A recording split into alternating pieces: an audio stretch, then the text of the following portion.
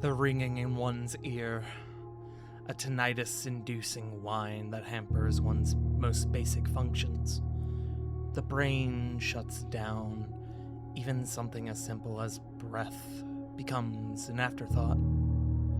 Muddied voices rattle the psyche. Friendly faces line a dinner table. Voices and faces don't match, like this dinner is filled with puppets. Puppets with nowhere to go, unaware of the world around them. A gentle touch on the shoulder, bringing silence. The faces cease their movement, like time has stood still. A gentle touch on the shoulder, so cold that the skin freezes underneath. Fractals of ice begin to form, veins begin to freeze over. A second hand cracks and writhes as it takes in the wrinkles and edges of a pale, tired face. The memories, they're returning, aren't they? Slowly, slowly, like a spider approaching its prey in the web. A long, freezing cut is made by a pinpoint nail along the jawline, like a surgeon making that first cut on a patient. I can hear the whispers. Can you? Let me help.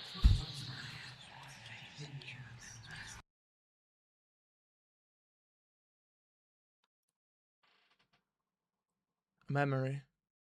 One long since thought forgotten. You've been doing good work here. If you keep it up, you may very well take my position. Publicly, at least. Though praise is not the sole purpose of why I summoned you here. I would like for you to meet someone. A faceless voice. The firm but gentle shaking of a hand like a father reconnecting with the son he's never met. A name. A name that echoes again and again in one's ear. A pleasure to meet you, Riga Petrovich. The hand grips tighter and tighter. It begins to sear the flesh in frostbite. A thought, a trick, a man who is sick. As the voice mutters, the figure's blank canvas of a face begins to twist and distort. A song of ancient, a tale of old. Secrets whispered, truths untold. A familiar visage begins to take shape as the words rattle in your ears. A song of shadows, a song of this. As the final words are muttered, this mold of a person assumes its final intended form. It's you, and yet it's not. Seek the whispers and gaze into the abyss. It is something worse. You still with us, Solomon? Your attention snaps back to the people around you. The warm faces, the laughter, the steaming bowl of rice and curry set before you. The gentle hand of First Lieutenant Libyahin upon your shoulder. Yes, I'm fine. Solomon, I'm fine. you snap out of your daze. Your senses have returned to you, but you feel that chill upon your face. You reach up and you touch your chin, your jaw gently. You look down at your hand and you see a trickle of blood. Guys, gals, and non-binary pals, hello and welcome back to another episode of Dummies and Disasters presents Sins of the Blood. I am your humble Dumble Master, the one and only pudding pastry, the farting tart. We are back in Blackwell. It is Sunday, but not just any Sunday. It is Easter Sunday here on this 5th of April, 2026. Hello, and welcome, Solomon is not dead. He's fine. He is risen even. It's also my daughter's birthday. And let's go! And on the third day, Solomon rose once more. He rose out of his bed, looked out the window, and said, "Fuck that noise, I'm going back to bed." I was gonna make the exact same joke. But my friends, welcome on back. It is his day today. It is Gabumon's day. So as we, I love that was posted right as I started fucking referencing it. Punk, thank you. It's Gabumon's day. Same brain cell. Yeah. So with that, we got some D&D to play. My friends, let's go ahead, not waste any more time. Go ahead and roll your test rolls for today, everyone. Damn it. 17. Hey, Ooh, thematic. that's an inspiration for CG, for Copper. Oh, that's 2 in a row! Damn, let's go. Holy! Double up. Alrighty, well, both J Frost and CG, you may. Should you have room for it, you may go ahead and add inspiration to your standing pools of such. Well done, friends. Well done. Alrighty. Well, without further ado, as I light this candle, which smells of Fruit Loops, I would like for one of you to go ahead and regale us, or one of you, or ones of you, one of yous. I would like for you all to go ahead and regale us with the events of last session, and I'm gonna find some music for us. Guys, have you ever been to a funeral? Because if you haven't, you should have come to this one. It was Time. It started off like every normal funeral. Everything was going well. The eulogy was read. People were going by the gravestones of the people they knew or didn't know, leaving their prayers, doing what they do. And then some familiar faces started to pop up. Old fuck ruined it all. It was fine. Q was there visiting an old friend that apparently had died, and that I am also assuming was the name that's not on the board, but we forgot to ask you to write down the names. Tart, I did forget to give that to y'all. I will give that to y'all after session tonight. Yeah. Hopefully remember this time, because we were supposed to do that last time. Hey, you know what? None of you reminded me, so whose fault is that? Yeah, that's what I said! Oh, okay. Literally the first I thought you thing were saying said. I didn't remember. No, I said we forgot to tell you to give us the list. And the one time bro didn't have any quips or anything. Somebody was like, "Don't force yourself. It's not worth when you're in pain," and then walked away and let him have his moment. And then thank you, Bella. Yes. She's like, "Hold on, Mom, I wanna hear the tea." And then little baby boy Oscar popped up, covered in welts and bruises, and Balk saw him, and oh boy, we're pissed. Hey Punk, you wanna talk about that? Yeah.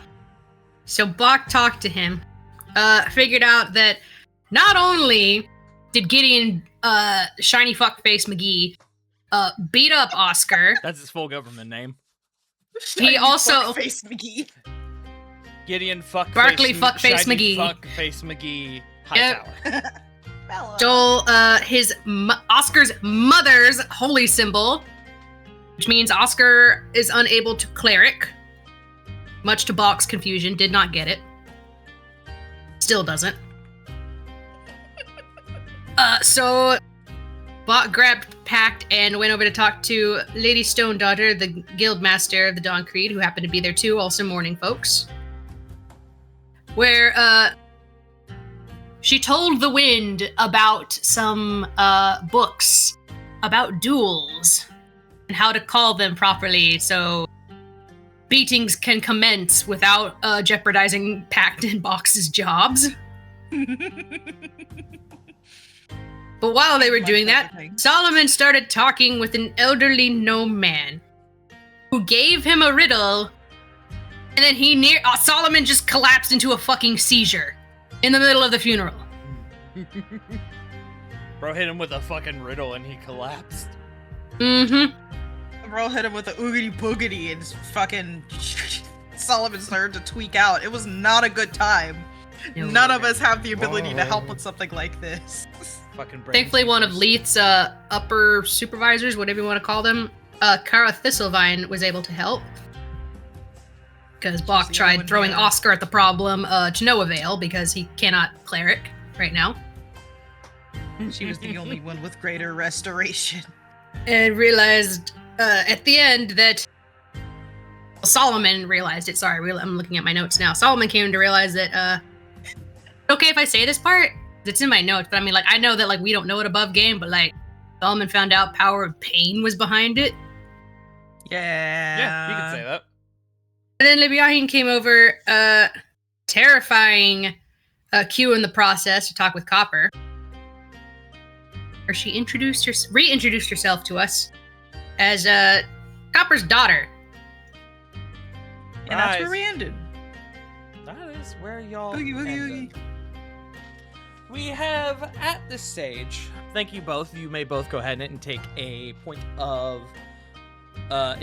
inspiration for you both for your I contributions. hope I get to use mine soon, because I'm full now. Now I'm full. Sounds like a skishu. Oh my god! I just remembered, Punk, you messaged me about something last week regarding I'm that. sorry, I've been rolling well, and we haven't been doing that much. That Right. requires me to do so. I'm gonna also make sure I handle Punk's thing after game tonight, because Punk, you spent a point of Yep. inspiration for a little bit of information. E. So I'm just making a note of that.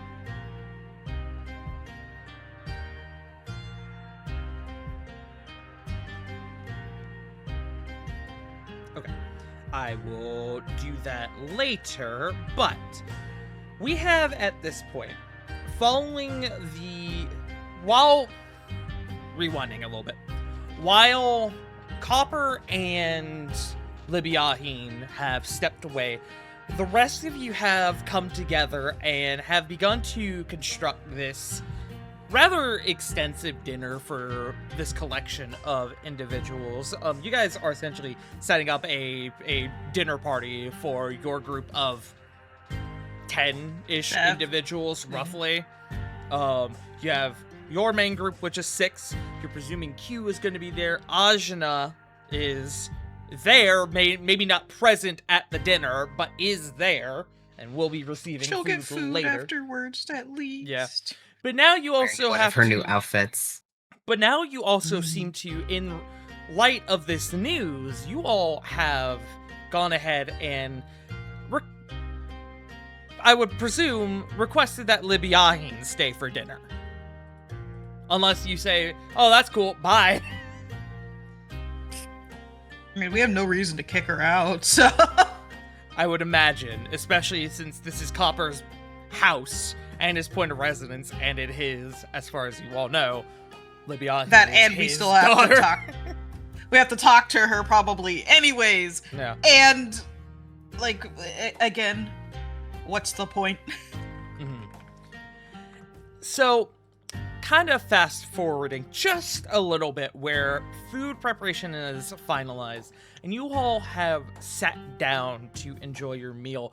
You even have gotten, at this point, Q and Libyahin to not bury the hatchet, but they're on neutral ground at this moment. And so Q, who's sitting at the table, is kind of wary, but Libyahin's like, I'm off the clock, really and truly. I don't care about this. I'm not working right now.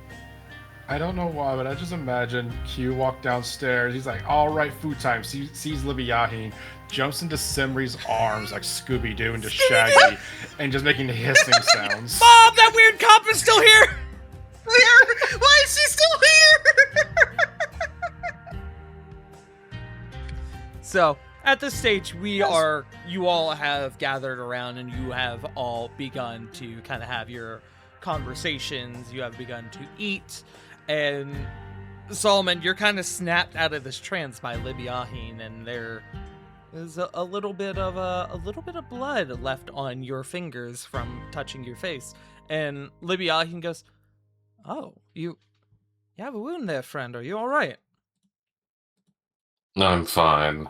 As he kind of just takes like a little, like, I don't know, handkerchief and kind of wipes it up and just goes, I just hate today. Pact. With your passive perception, you're able to notice this.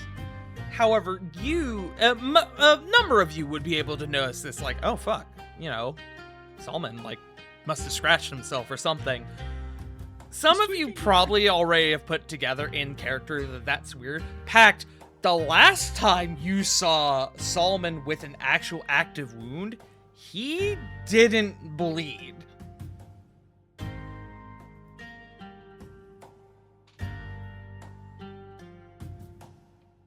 He kind of just squints a little bit, because like I assume at this point he would be like setting like the huge pot of stew down. Mm-hmm. Noticing this, he's just gonna kind of like wipe like where the side of it was, like wipe where the side of it was. You get healed there recently, Solomon? I'll be fine. Unless he kind of just wipes up the last bit and he's just like, honestly, today has just been a shit day.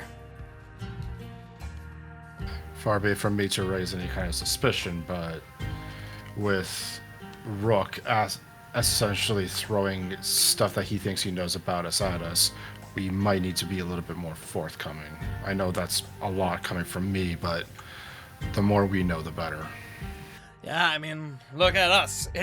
Q gestures to Libyahin, ex-Archangel, First Lieutenant, sharing the dinner table, real cat and dog behavior right now. Libyahin, who's taken a sip of a bottle of wine that she's brought 2 bottles of wine for this dinner tonight. She's taking a sip and she goes, I don't know what you're talking about. I'm off the clock.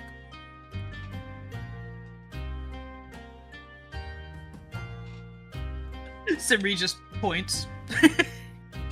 Wait, technically, isn't she on reassignments? Yeah, she's technically on leave until the reassignment starts. Yeah, she's on medical leave. You're on medical probation. Sorry, I just fucking flipped a coin and fucking pinged it off my microphone. What? What did it land on? Heads or tails? Nothing. I didn't check. Oh, did it? Oh. Well, now you'll never know if it was a good sign or bad. Nope. I don't think we want to know. God said try again because it pinged off the mic. Go ahead, CJ. Yeah. I agree. Being forthcoming can be valuable in establishing trust. CG, a little closer to the mic, please. I agree. There you go. Thank you.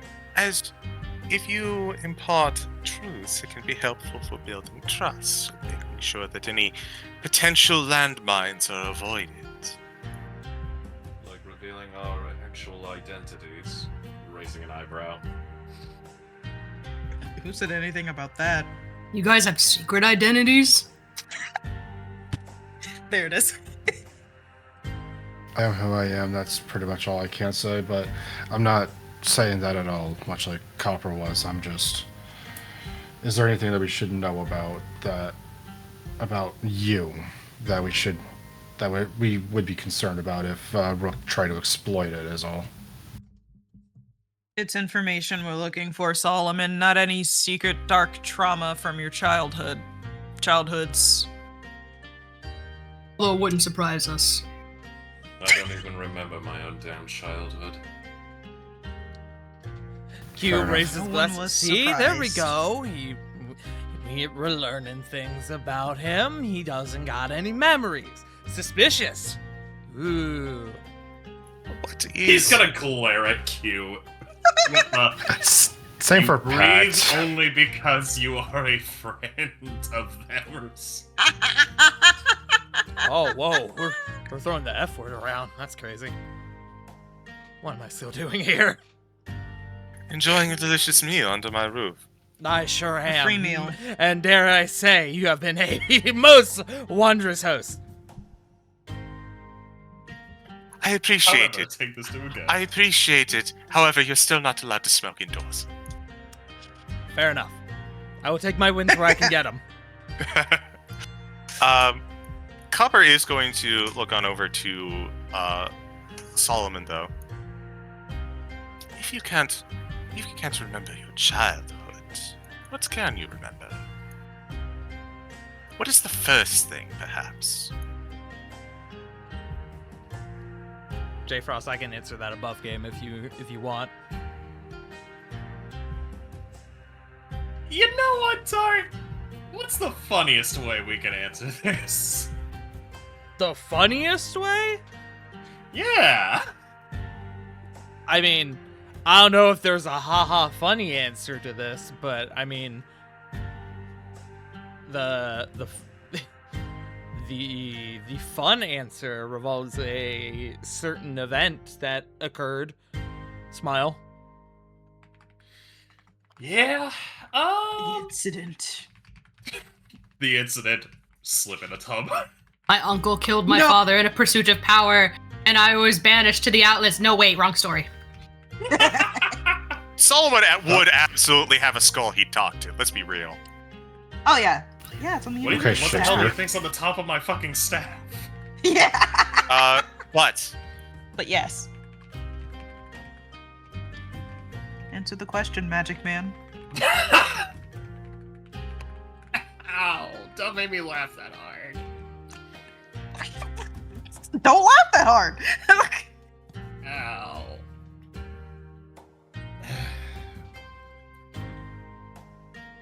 Alright, he's gonna think.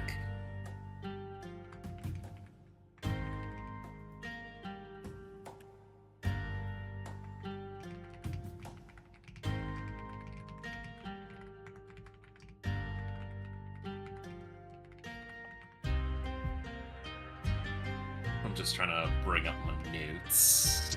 You know, just read through some stuff. Oh, he's looking.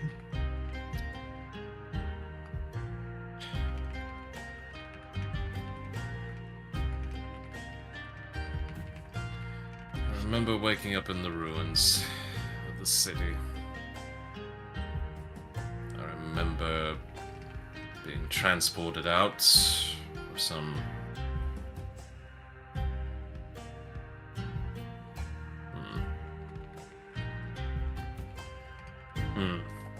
Hold on.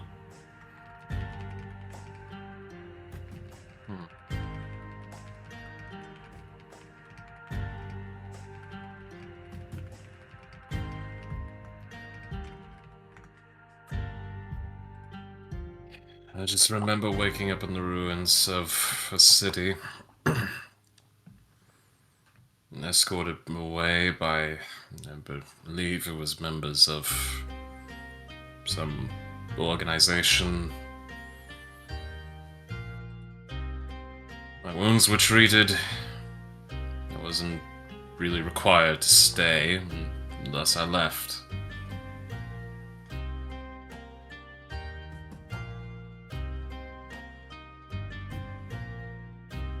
Okay, that's a start. Left it vague but ominous. I like it. suppose that's nowhere. That's enough of a first step. I do have one follow-up question, and no, it's not about your past. Well, it sort of is, but not about what happened in it. You are suffering from a lack of memory. Are you attempting to reclaim them?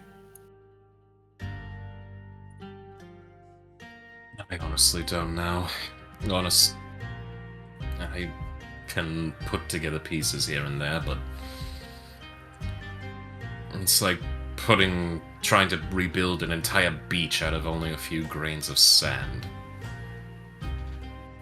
Perhaps extra hands would help in rebuilding.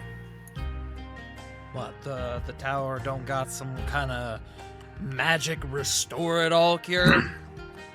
Memory loss? We're arcanists, not miracle workers. Oh, that's right. My fault. And he leans over to Leith. So, what do you make of this, fellow member of the church? Fellow member. What do you think? Hey. I am a believer of whichever divine does not have it out for me that day. On any particular day, whichever one, gets me throughout my day. Whichever one keeps Draxus the fuck away from me. Alright? We'll leave it there. But I mean, the Inquisition has got to have some sort of miracle, I believe you put it, for memory loss, wouldn't they?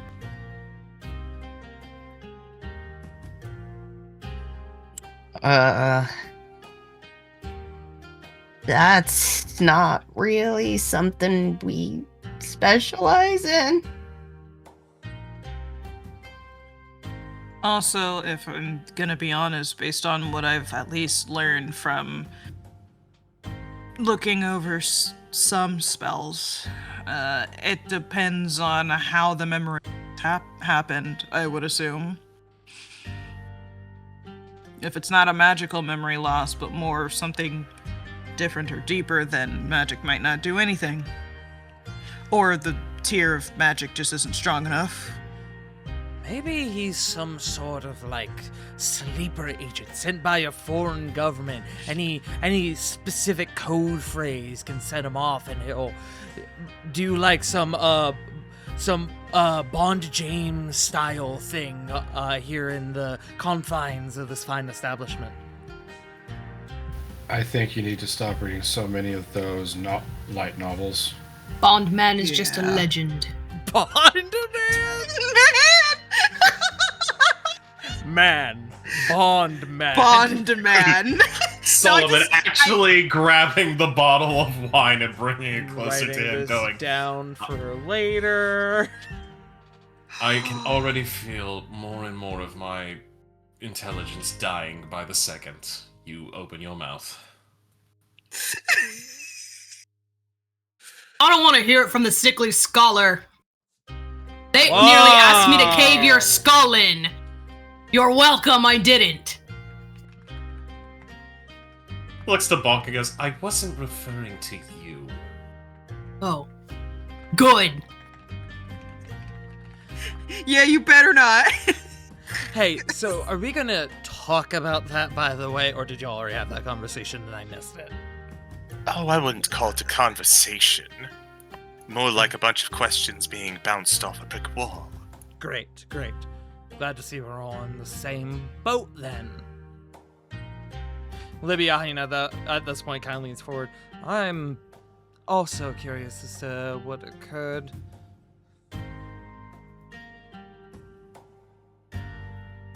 Man, I get it. I get the impression at this point I know about as much as you all do. He was shaking, and then he stopped. Above game, did Solomon share the gnome bit? The old man or not? He kind of talked about there being an old gnome guy that he talked to, but then, go Right, through that yes. shit. So it's He just did like, let us yeah. know about part of the riddle, not the end of it, just the mentioning of the riddle, and then He mentioned his conversation with the old gnome. He did not, however, reveal the contents of what was said. Yeah. Who was that elderly gnome? It's about the extent of it. That is the question. Did any of us see him, or was he just more, like, gone by the time we got over there? As far as you all know, he was gone by the time you all got over there.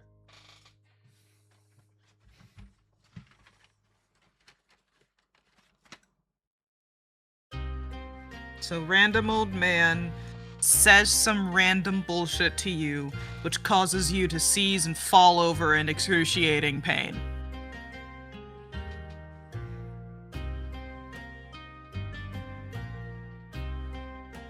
Yes. Sips wine. Yeah, you got it exactly. Good job. That is staggeringly unhelpful. Just another good old-fashioned Blackwall funeral. Fucking hell. Fucking guess. It's just another mystery we can write down and maybe possibly solve for later and ignore until we can, I don't know, deal with all the other bullshit that's going on.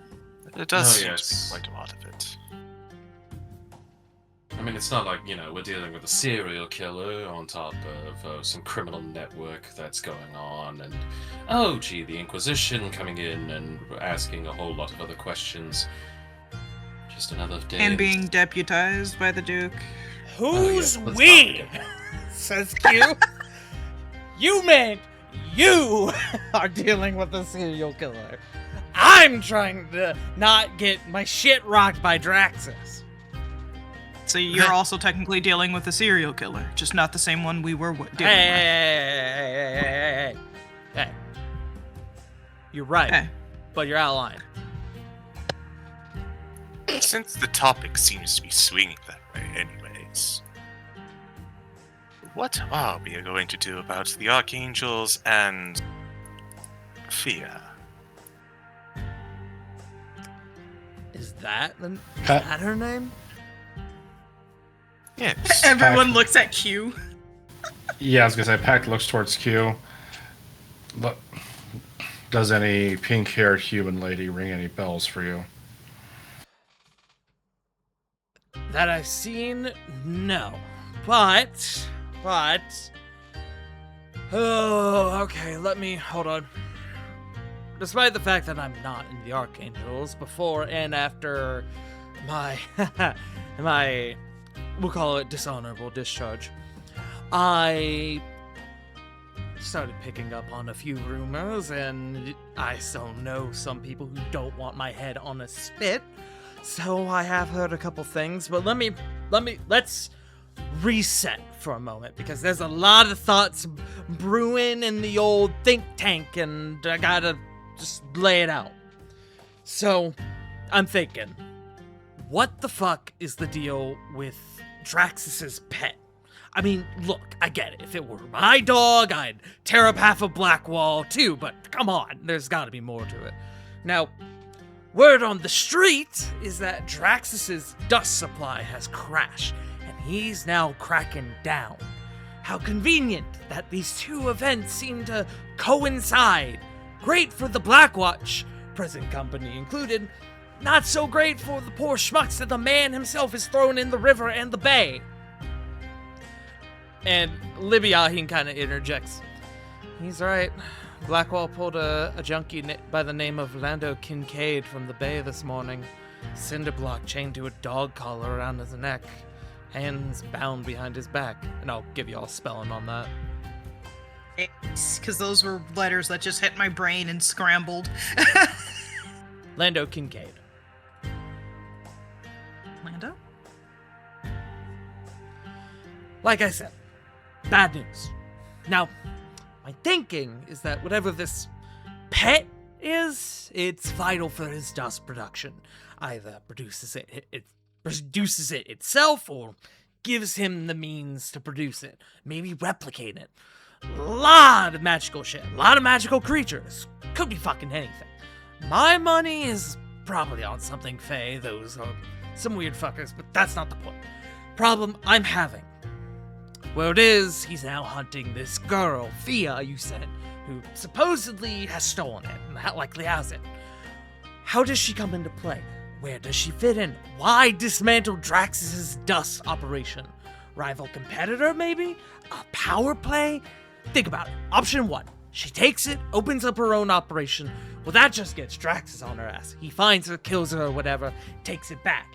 Pot is stirred up a little, but ultimately nothing changes.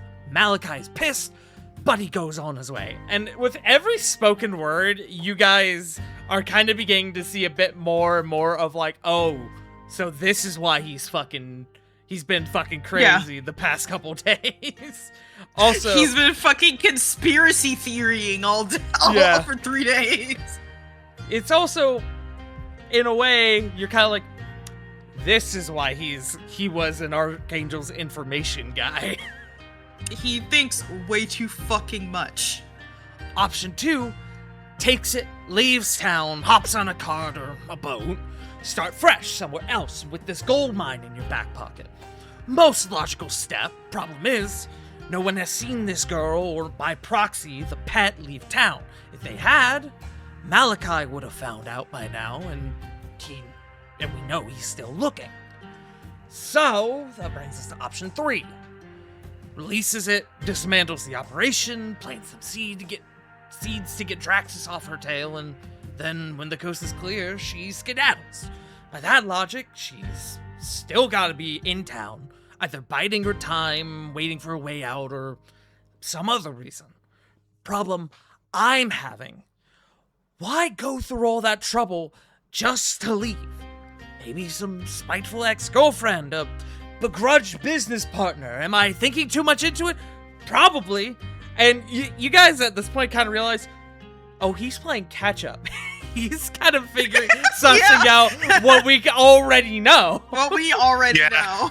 Hey, to be fair to him, he's catching up pretty dang well. He's on pretty good paths here. I was gonna say, his instincts are ridiculously on point. Sabrine's just watching, and it's like, it just kind of looks at him, it's like, oh, that's why they had you in their information. Okay. Huh. That head isn't just for show. Hey, you know. But regardless, I've done a lot of thinking about this, as you can see. I'm missing some piece, and maybe it's something with this girl. Where she is, I don't fucking know. But I know that Draxus is looking for her. I know she's likely still in town. Question is, how long? And again, why go through all that trouble? Just then fuck off. Why not just kill Draxus and be done? Well, besides the obvious, but something's missing. And there's been a lot of weird shit in town recently. Ever since the Guinevere crashed, everything's just been kind of spiraling from that point on. So, while Q was having this crash out, justifiably, above game, what's everyone's opinion on how much we want to share with him? Rivor, Jafrost.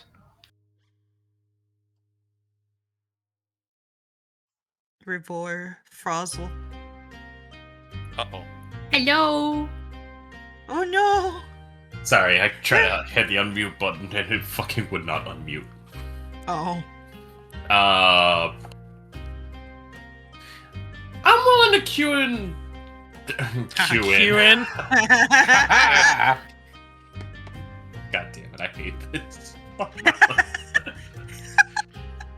I'm willing to queue for like as much as what we personally feel is the safe bet before, you know, hey, you might die if you know a little too much. But also, River. the other part of me is screaming, hey, why don't we just be a couple assholes and, only give him, like, enough breadcrumbs, and then it just continues this downward spiral. Good. River, what are your thoughts? Probably just a what needs to be known, not needs to know too much. Yeah, that's what I was gonna bring up, was that we can at least let Q in on the fact that we know what it was, because Draxus did tell us that. We know why it, at the very least, why that makes it so important, but we don't exactly know why Thea did what she did. Clarification, he didn't tell you. I Y'all was about to figured it say. out when you discovered Ajna. I thought No, Draxus told us. All he said was After we my pet. Yeah. We figured out it was Ajna because we saw her in the cage. Yep.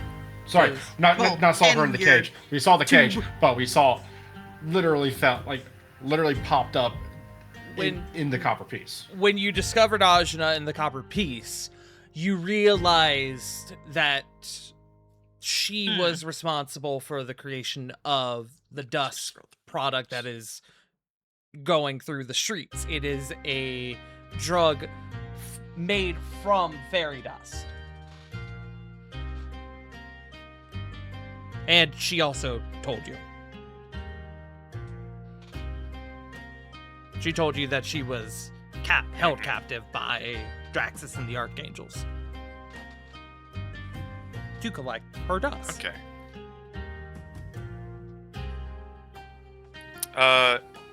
In that case, I'll Copper will say back in character. Well, Master Q, you're thinking at an excellent rate. We can fill in a few of those missing holes, as it were. 16 hours really did good work for you, apparently. Hey, coffee's my best friend. What can I fucking say?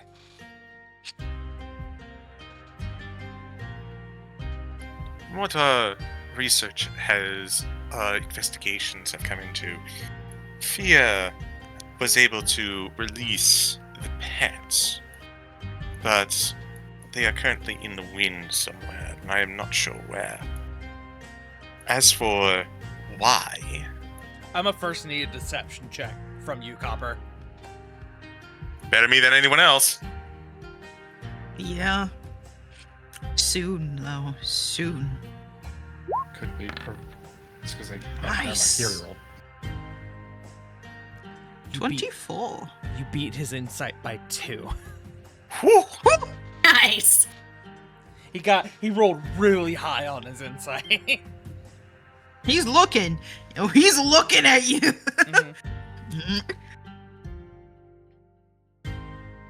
You guys have it, don't you? Imagine. Listen, he may make that connection soon. Yeah, right. But if I'm allowed to continue, Yes. we believe this Fia is aiming to be a disruptor to the city of Blackwall. Their goal was to, well, I think at this juncture, embarrass Blackwall in a rather dangerous manner, cause any sort of chaos at the behest of their benefactors, Salax's Stins. As for the pursuit of this Fia, I'm not entirely sure where to start with it, nor do I know entirely what their plan was, but I do know for a fact they had a hand in the crushing of the Guinevere. So the Guinevere is involved in this. Oh, how it continues to get more convoluted. Okay, so this Fia, she is hired by this Dent person. Come to Blackwall, stir shit up, in the process releases Draxus's pet and then crashes the Guinevere. How and why? Well, because the other question that adds more convolution to this plot is the crash of the Guinevere was also what released Rook in the first place. You think? We think by doing so, it put Blackwall in a position to either deal with the Rook problem or allow Reichenberg. Ooh. Yeah, Reichenberg. Or and then allow Reichenberg to use as an example for their, albeit needless, rivalry. So do you think this is some sort of shit to stir up trouble between Blackwall and Reichenberg? Yay, regional beef. Bach just rolls his eyes as he takes another bite. Regional beef, as well as an excuse for Reichenberg to send some forces down to quote-unquote rectify the situation, because Blackwall can't do it themselves, supposedly. Enter the Inquisition folks who just rolled on through town. Exactly. Okay, I'm hearing you. It's adding up. But who is this Dent person? Are they some sort of Reichenberg authority? Very recent, in fact. Huh. Okay. And you see he's like piecing things together. So, well, I'll still circle back to my previous question of how, and also what does this pet have to do with it, if it's related at all? That we're unsure about. That is the part we're still trying to figure out. On the how, I am, like you, Q, assuming that Thea and Draxus had some connection before this. Y'all know how it happened, how the crashing of the Guinevere happened. Well, Yeah, but we're lying through our fucking teeth. Ah, got you. Yeah. Sorry. Forgot. Oh, we know nothing. Right. Hey, can I get a group deception check? Sure. I will give everyone Stop speaking. I will give everyone advantage because y'all have got them going along with this narrative, but it is still deception. ooh, I'm gonna use nice. one of my 20. inspiration. 18! Baby! I'm using one of my Bach inspirations. just Oh my eats his God. curry. Oh my Don't god! leave! That's 20, baby! Let's 14 is better than a 10. Oh. I'll take a 13. Okay. I rolled the lowest. You did. You're my child. You did, yeah. All right, let me just get a quick Surprising. average real quick here. 18 plus 11 plus 22 plus 14 plus 13. Okay. Divided by how many is that? 6. 6. Yeah. 6. Sorry. Should have done his roll before I calculated all that because that was a piss poor roll. No, this is fine. This is great. That was a 3 dice- a 3 on the Oh, die. buddy! Oh, poor guy. You're worse He's than me. He's enthralled in this story. He goes, okay. So, You just happen to be let in on it. Well, I guess now that my thinking is that this pet, whatever it was likely something that was needed to result in the crash, that was needed to crash the Guinevere, means it was either something dangerous or something that could fly or swim, maybe all 3. Huh. And you can see he's brainstorming right now. He's theorizing. Bro's braining so hard right now. He is braining so hard right now. And meanwhile, Libby, she takes a sip of her wine. It's real nice having folks do the investigative work for me. that has been why you came to me in the first place. Yeah. I'm learning things during this conversation as well.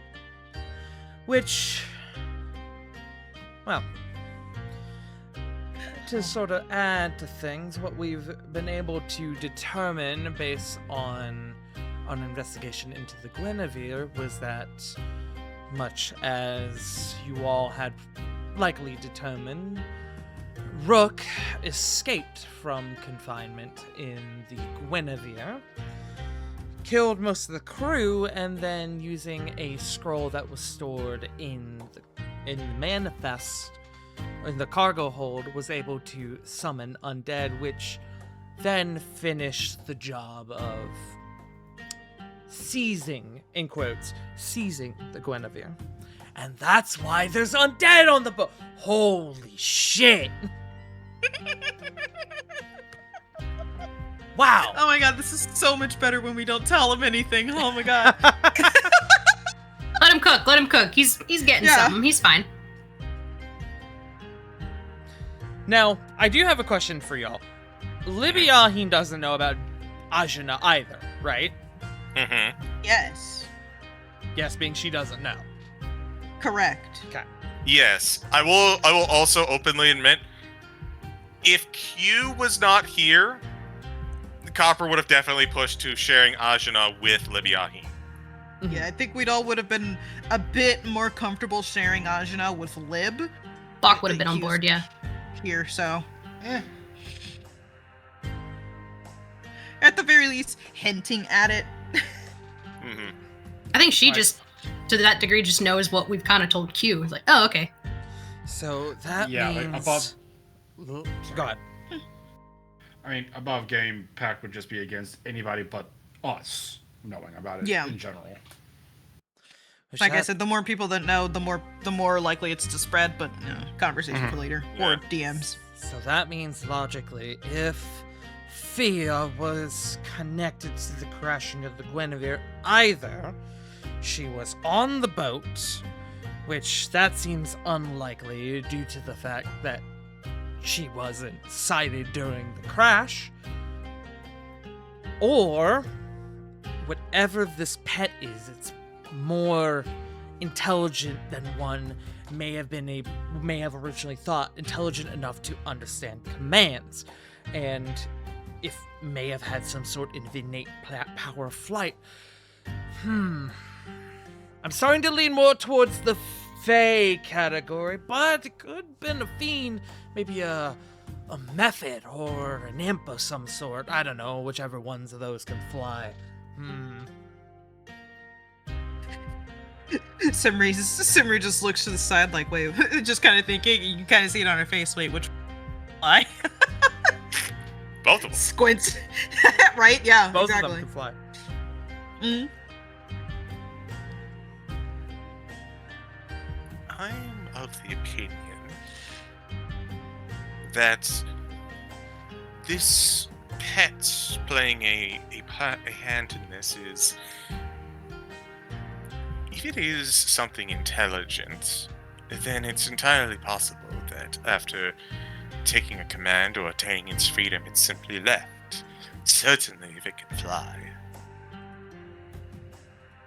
There was a time, not too long ago, where there was a rather impressive blizzard. That would have certainly obfuscated anything that would be capable of traversing it.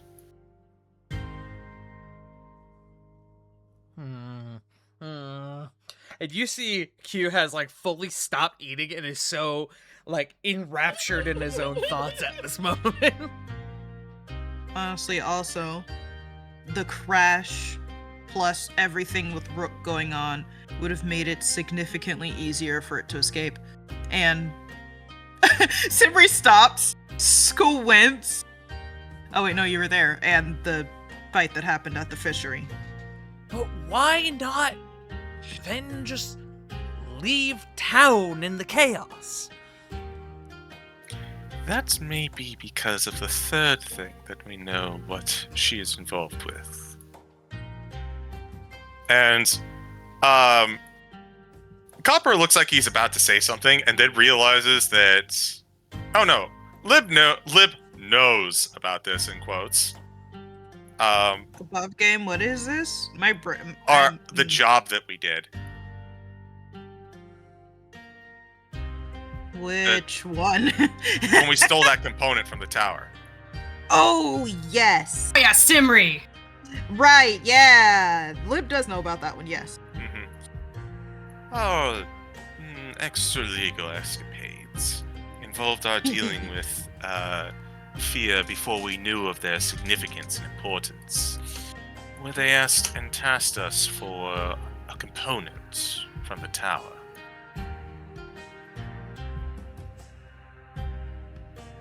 Apparently an extremely important one that helps keep the tower stable. So that was fun to learn. From what's... now, Master Solomon, How many cups deep is Solomon right now? Still working on one. Okay. do you think that these are valuable enough? Based on what you told us, they probably would be, but do you think based on everything that we've heard, they would be valuable enough for Fia to stick around? Above game, are you referencing the Stolen Meridium, or... Yeah. Yeah, the stolen meridium. In all honesty... I mean, just even a single drop of the damn thing is worth entire villages worth of lives. For the amount that that was taken out of the tower, he'd be beyond rich. The Finance an cost entire of what kingdom. was stolen from the tower, the fragment of red meridium would most certainly be enough to fund the groundwork and construction of a small village. Easy. Mm-hmm. A Okay, small just town. just wanted to make sure I got the correct. It is exceedingly A lot. rare and exceedingly expensive.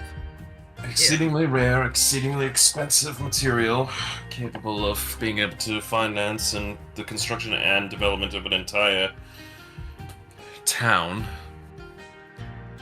Q So- leans over to Lath, and yet they can't afford to restore his memory. You know, Q, I'm going to invent a spell for you. Ow! Oh no. Oh, for little old me!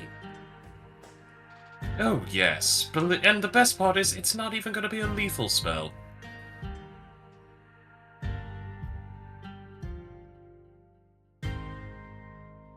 Are you going to...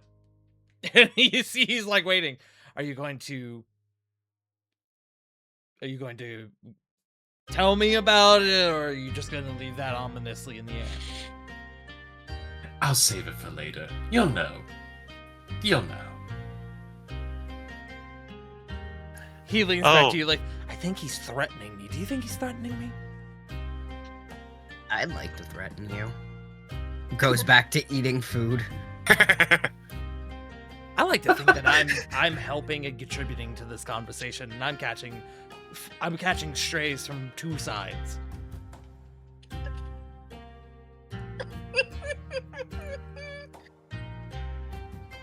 Everyone's like, I don't know if Leaf meant that as a threat or if he meant that as like a funny hue. Like, was that a sex thing?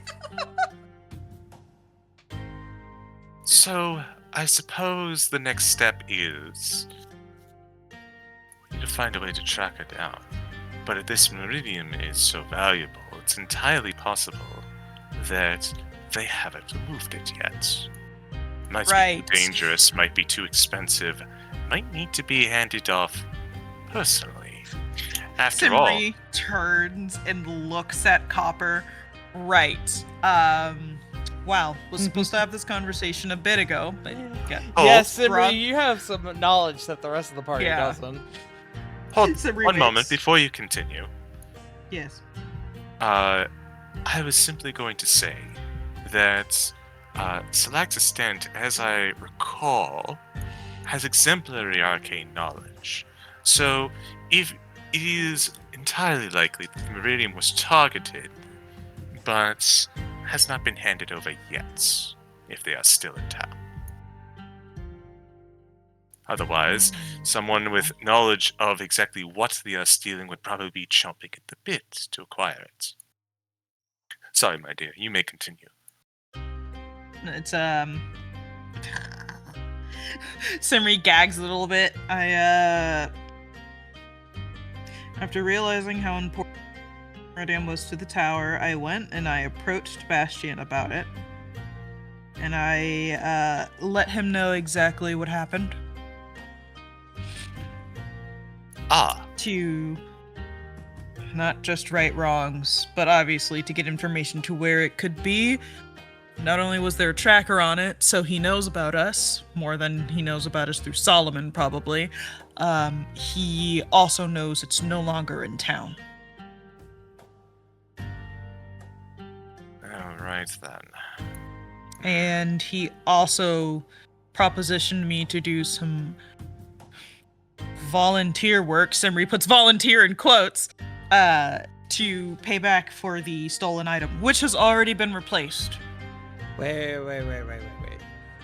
So, the thing you stole and gave to Thea, let me make sure I'm following. So you stole powerful magical artifact from the tower. You gave it to Thea to take to this Dent person. Maybe. You then owned up to it respectfully, not what I would have done, but respectfully. And they told you it's no longer in town. Yeah. They don't know where it is now, but it's left town. I should have asked how long ago it was. I probably still can, but... But Thea is still in town, then. We're assuming Thea is still in town.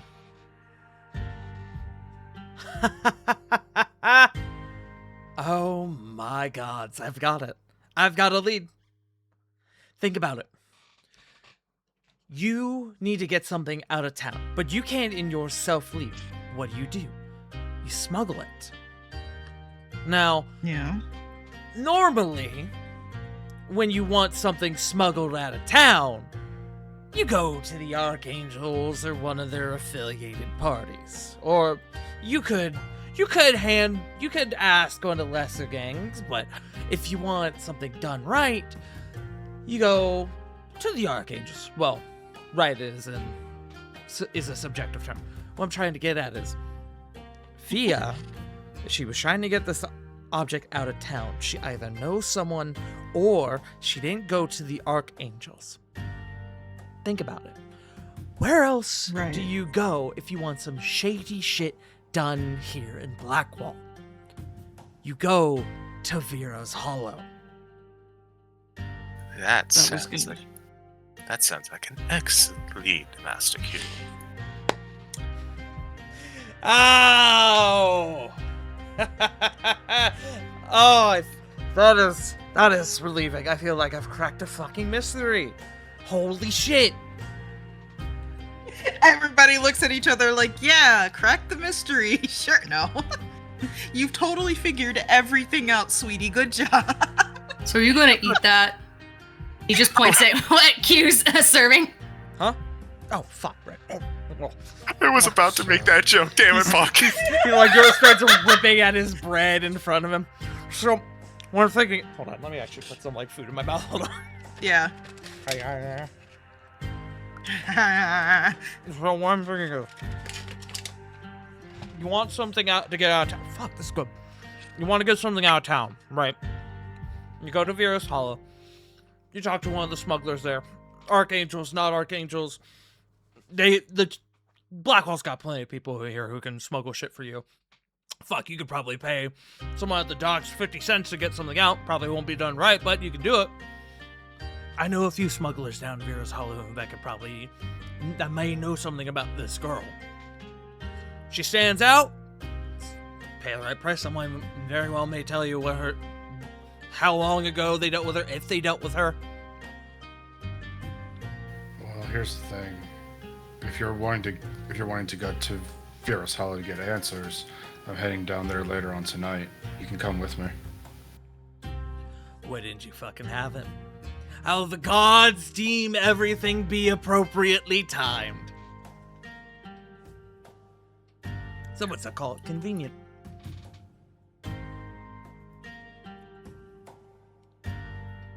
At least have a starting point. Go ahead, CG. In that case, I think we have enough of a point to put the fear matter to bed for now. Although, I was not aware that you were participating in anything down in Vera's Hollow, Master Pax. You said, above gaming, you said there was a fight? Yeah. Yeah. You're in the fight pits now. At first, it was to honor Gelman's memory, since he was very well known there. It actually felt a little rewarding in a way. And then I ended up winning, so may as well continue. So are you going before or after we go by the Dawn Creed? I figured that was a tomorrow problem. Fair. Speaking of, do we wish to go as a group down to Vera's Hollow as well? Perhaps follow up? I'd wager somebody down there knows something. Maybe someone's seen her. Some folks down there, real dust fiends. I probably know a couple people who can give you some info if they know anything. Yeah, between the two of us, at least one of us will be able to find something. Problem is, gonna ask the dust fiends. Well, let's just say, money may not be what they have in mind. If you can get your hands on some dust, then you're probably looking at getting some information. And that becomes a problem in and of itself. It does. I mean, you might be able to talk your way into someone's good graces and give them some money and yada yada, but if you really want info, get your hands on some dust and lips will flap. Problem is, you get dust. Well, we know who's gonna come knocking. Big man himself.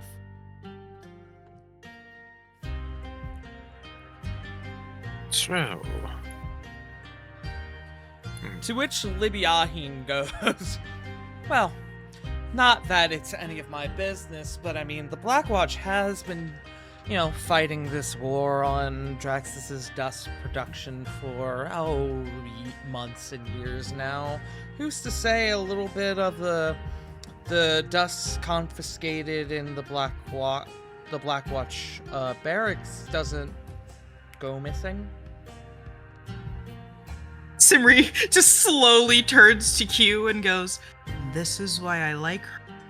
Not that I This would. is why I trust her. Not that I would, as a on the clock officer of the law, not as a loyal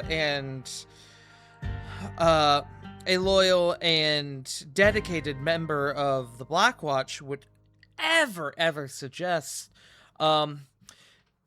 finding their way into the Blackwatch barracks and making out with a bit of contraband.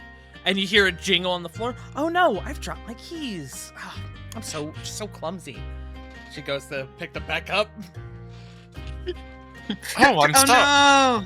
Oh, no, that's very unfortunate. Oh no, they're suddenly missing. Oh no. Oh man. Oh no, my back. Oh man, these wounds I sustained in my last fight, they're slowing me down. Hope someone doesn't grab the keys before I do. Can I just make a sleight of hand just to really ham it up? Yeah. I'm gonna make it at disadvantage just to really ham it up. Yeah. 11. Oh, some petty thief has taken my keys from me. Oh, what will I do? An officer on medical leave. I can't deal with a rapscallion such as this. Oh, I'm gonna have to report this to Captain Roberts in 3 to 5 business days. Copper has to look like, I raised you well. Sure you did. Q leans over to you, Simri. I see why you like her. Yeah. Lib then kind of hushed a little bit. Seriously, though, if you are going to do this, take very little, so attention isn't drawn. And I was never here. You're never here. Who am I talking to right now? Correct. Simri looks around. Look, we'll just say this is a little bit of petty revenge for what Roberts is doing to me. I am a loyal servant of Blackwatch. But I was right. Fuck you, Roberts. Liv literally said, "Why are you booing me? I was right." Mm-hmm. And Copper holds up a glass. Cheers to that. Somewhere, Captain Roberts.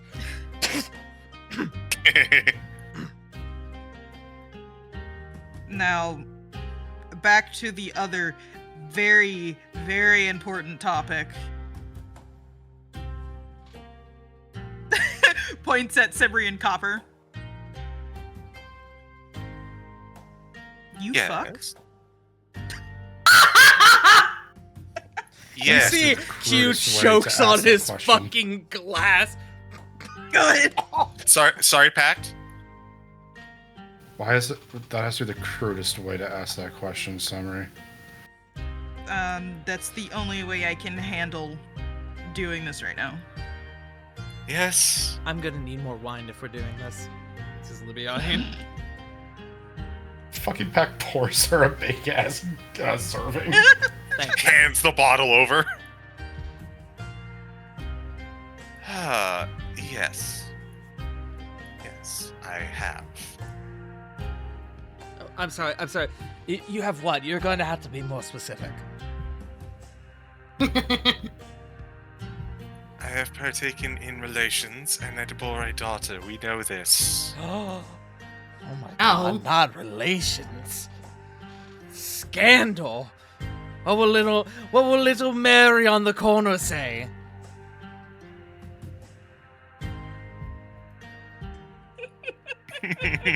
You're welcome, River. The girls are gonna have so much to talk about at brunch on Sunday. Or the equivalent of Sunday. I haven't determined that yet. Oh, God. Yeah, whatever the fuck that is. Happy Easter, Yeah. by the way. Well, if all of you have so many follow-up questions, I am an open book for the most part. Does the carpet match the drapes? He doesn't have... Q, I would Carpet or advise you drapes. actually shut up. Alright. Fuck.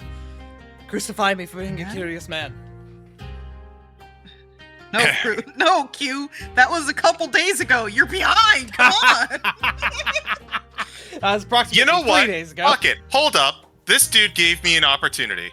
Uh-oh. Take it. Hold on. Father slap. Where is it? He's pulling his cock out! No, I'm not doing that, but I am doing something I recently got access to.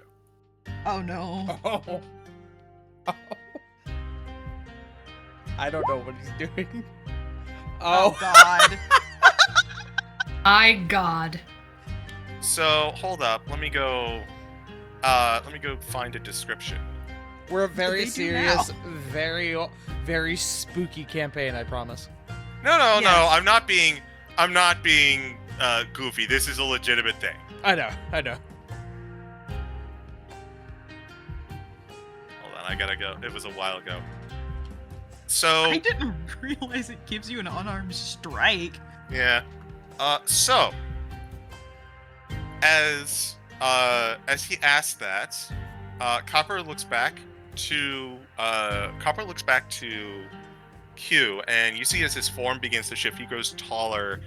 His tail disappears, and where like a more humanoid form is adopted, that of an elf with a bald head and a ponytail, though the eyes remained a piercing green.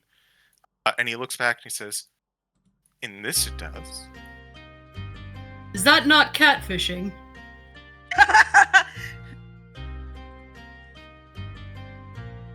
You think it, Balk? This is not what I led with.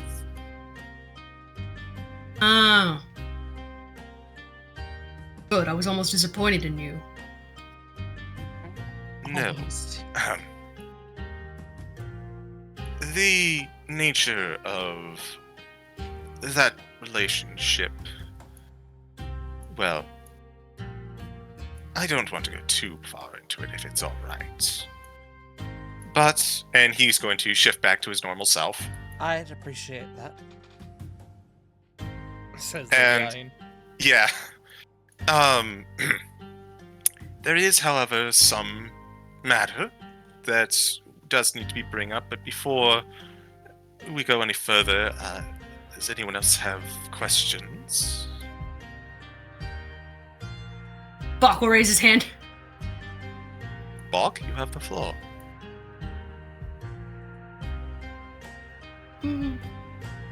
It's fine if you don't want to answer. I'm just noticing some tension. Were you kicked out of the picture or left?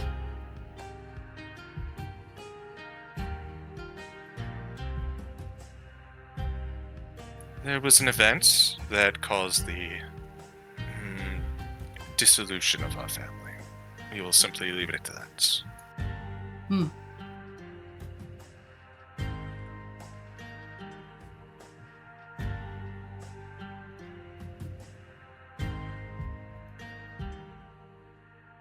Anyone else? Not for me. Lath is just finishing up his stew. Leif is here for a good time and some free tea. Pack will say nothing. Good. Then I suppose the matter shall be closed. For the most part, anyways. I have a There is- question. Yes. Where is she now?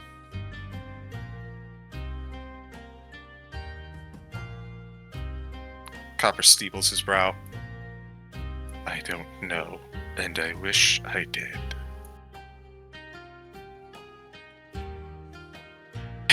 My condolences. I suppose I can share this much. I do have a lead, and I think you are all going to help me follow it. This is the first time he's given a command or anything close to that. Huh?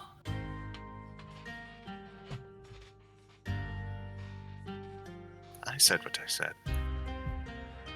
I'd like a question mark.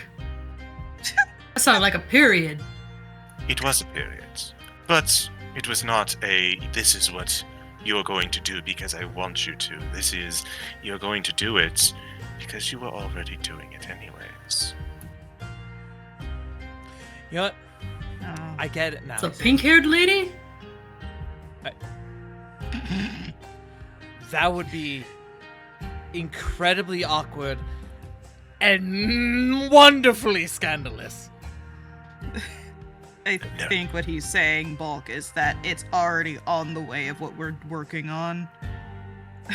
Do you Huh. remember the we all had remember our last fight? Rook Ashford I'd had Hope so. Rook Ashford had very choice words for some of us. And he looks at Solomon, and he looks at Pact, and he looks at Lath. And one of those was aimed at me. Copper is my name, and what I go by. It is not my given name, but it is the one that I have been using. Rook knew that this was a different name than what I usually give myself. He knows something about what happened to my wife. Uncle, more reasons to torture that fucking bastard. Add it to the list. He is stacking them up, and That does Simri just takes a deep breath. that does leave something else to bring up. if everyone is done questioning me on this front. Well, I do, before we move on to more serious, well, I guess a different, but still just a serious topic, something related to this. The day you got drunk and I took you back here, Lib did come and let me know that she had suspicions that you were hurt. Oh, so it was... Go ahead. Yeah. And that conversation led me to think, well, my family, as it would, and just a small conversation happened when I went to bring you the food that you needed to function when you woke up. Your patron was there. He was now, was he? Yeah. So, as he says that, Copper is actually going to give a side eye to Lebiahin, and maintaining eye contact. She is going to say, mid-swing. "What? Yeah." He's going to look back and say, "So, what did Ogdubahan ask of you?" Well, he didn't ask me of anything, really. He gave me information, and that helped me figure out that he's... You see Simri, like, furrow her eyebrows for a second and think, and kind of, like, bite the inside of her lip. She is trying so hard to find her words. Knew my parents.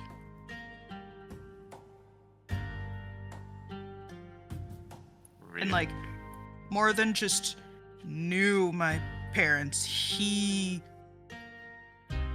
was my dad's patron.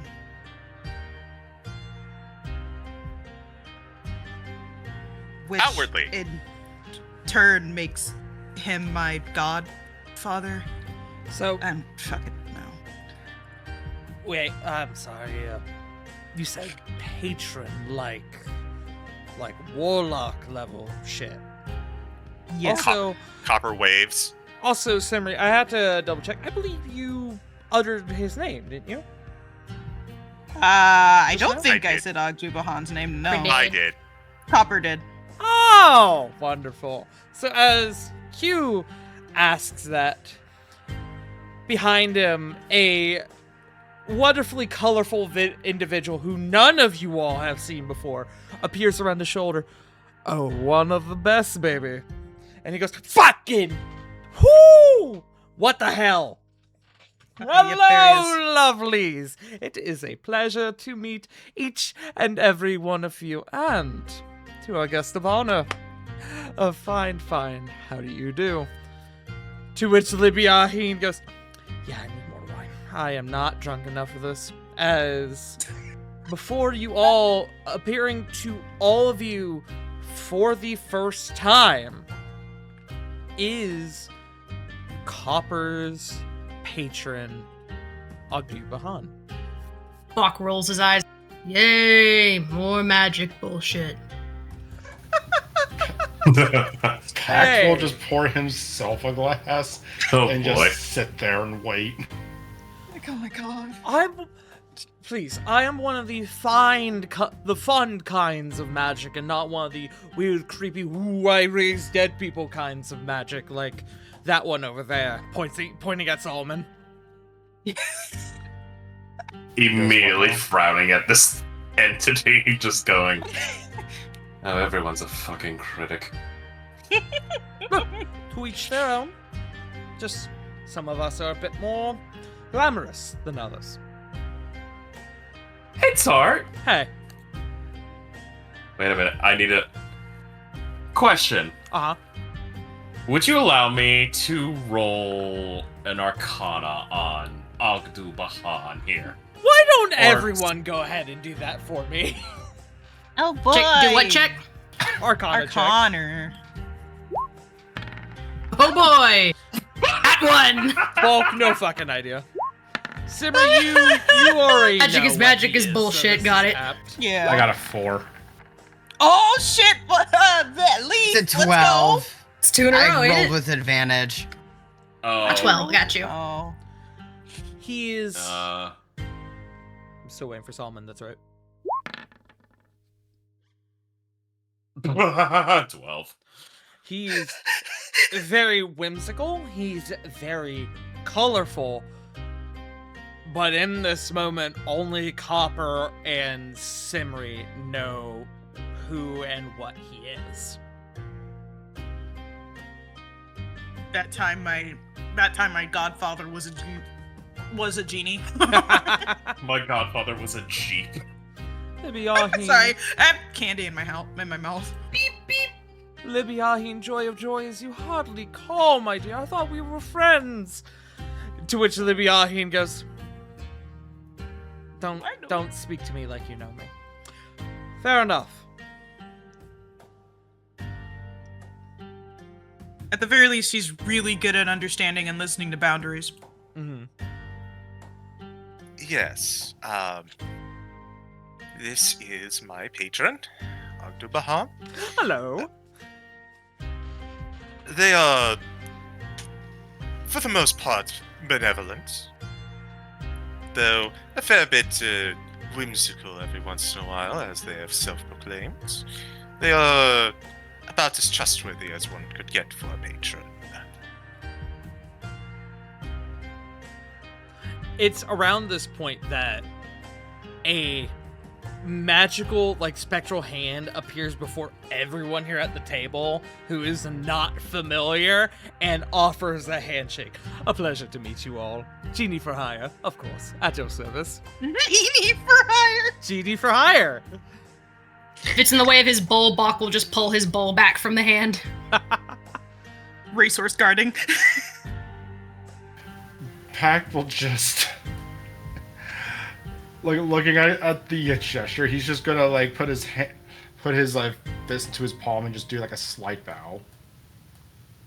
You see the hand actually, instead of like bringing two hands together and like returning the bow, it is a one-handed, like the polite like bow. Mm. Q goes, no thanks, I don't make deals. I don't shake hands with things that haven't tried to kill me first. And he kind of like bats the hand away a little bit. Simri just goes, we haven't shaken hands yet. No, not yet. And yet. And yet. We are here breaking bread together. He is the Paul Rudd right now. Hey, look at us. Look at us. Now, I do believe I heard mention of, speaking of, devilishly handsome genie as myself. And then he kind of looks around, and yet I see. Hold on, let me get in on this. And you see a spectral hand grabs a little loaf of bread, and he. Ooh, that is quite lovely. Lovely. Very fluffy. You can thank Master Lathe for that. They're quite the baker. Oh. Well. Lake's cheeks turn purple. Not the kind of baking that I'm used to, but I'll take it.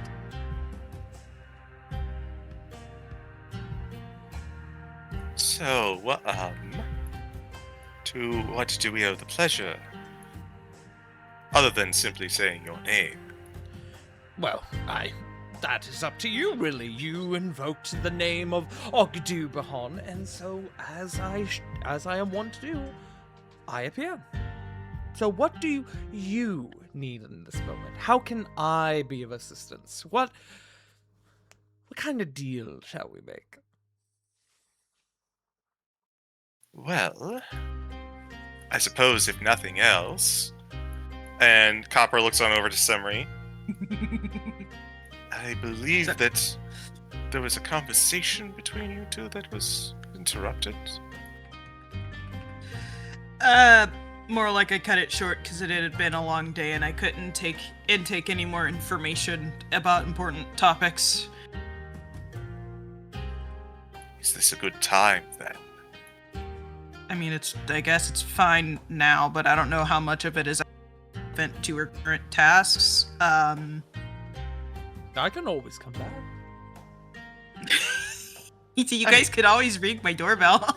You know, you can call me, beat me when you want to reach me. You know. I love that book. Fuck off. Beautiful, thank you, Tart.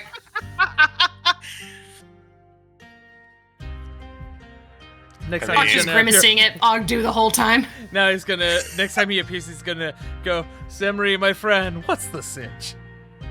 Oh God. Anyways. I'm just fucking at one point. Ogdu has definitely looked at Copper and said, "You've never had a friend like me," and I am just. Oh, absolutely. No. God. I mean, just the conversation at hand was just my general family history and the realization of why you, Copper, felt so familiar to me. Just because Ogdu Gahan was around probably occasionally, and or just residual magic from my dad. Either way, that was brought up, and the how am I trying to word this? Previous standing of my mother's heritage.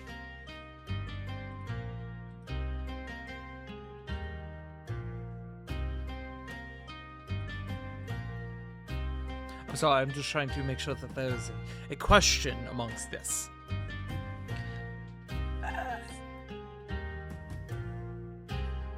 Shit, since he's here, we should probably ask something. I mean, Copper was looking at you as like, hey, this is your question. I didn't say his name. All right, I'll take the ball if you want me to run with it. Yeah. All right then. As Semri seems to be a bit flustered at the moment. I have Is that there effect any- on women. And men, for that matter. And those neither, or in between, but that's besides the point. Simri looks around like this fucking guy. Yeah, you hear Libyan.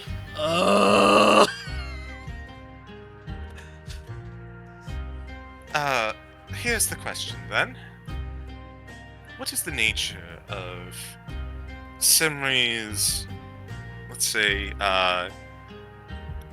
genealogy and their relation to both you and me? Was that a pun? Yes, of course it was. Oh, and I thought puns were beneath you. It can't be. He's already practically touching the ground. Look how small he is. Libyan has her head in her hands. Just ask him a question so he'll leave. Solomon is immediately passing the bottle to Livia and going, Is he gonna show up every time you guys say his name? That's why we don't say it very often. I'll thank the gods. Say his name and he It appears. is, fortunately and unfortunately, part of a contract. In the fine wordings in a contract between myself and your dear associate Copper. I legally have to appear anytime he says my name. Even if it's hi, how are you? And then I fuck off. We have He's a our people contract had a lot of. We had a lot of fun writing up that contract. Both of us trying to get the better of each other in some way, shape, or form. And Oh, what fun we if had. anyone is, what? Oh, what fun we had. If anyone is interested, if I may take the reins for a minute from Tart. Yeah? If anyone is interested, you can roll a history check. Sure. Why not? Would I I'm get debating advantage? whether Probably Pack's not. interested. Doc just wants him to leave. If it's something he needs to know, he assumes y'all will tell him. Or Meanwhile, Simri Q believes. is like, what the fuck is happening? Yo, "Probably a it's history check. Why the fuck not?" This is a wild dinner for Q. Yeah, Q's first time actively hanging out with us. This is a wild time. 21.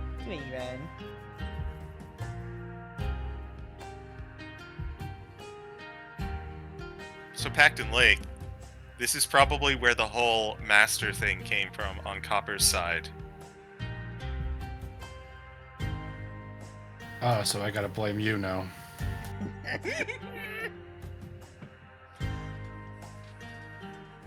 But, trying to avoid the distraction as we're running around all over the place. Yes, about the, looks at Ogdupahan. Genealogy of Semria. Well, as we previously discussed, your father was, suffice to say, and Copper, this may actually be a bit of information for you as well.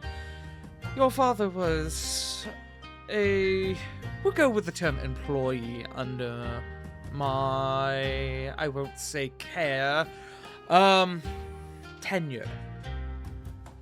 Served me for a time doing various tasks and things until, well, he met your mother. Now, long story short, well, you see, I had to fire your father. Well, more, he quit, or perhaps a bit of both.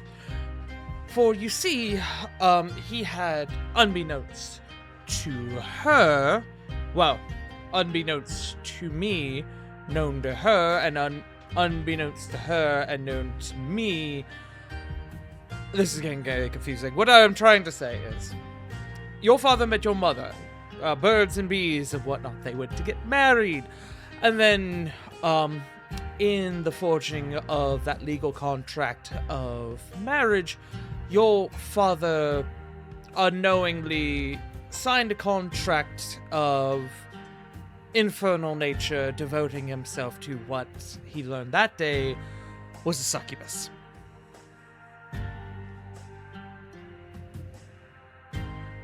Simri just stands up, walks over to Lib, grabs the bottle, walks back over to her seat, You see, pours her a whole cup. Hold on. no, take your time. It's just the sound of drink being poured right now. Finishes pouring. Slides it across the table to Lib. Take your time, I'm not going anywhere. Downs it. Downs it.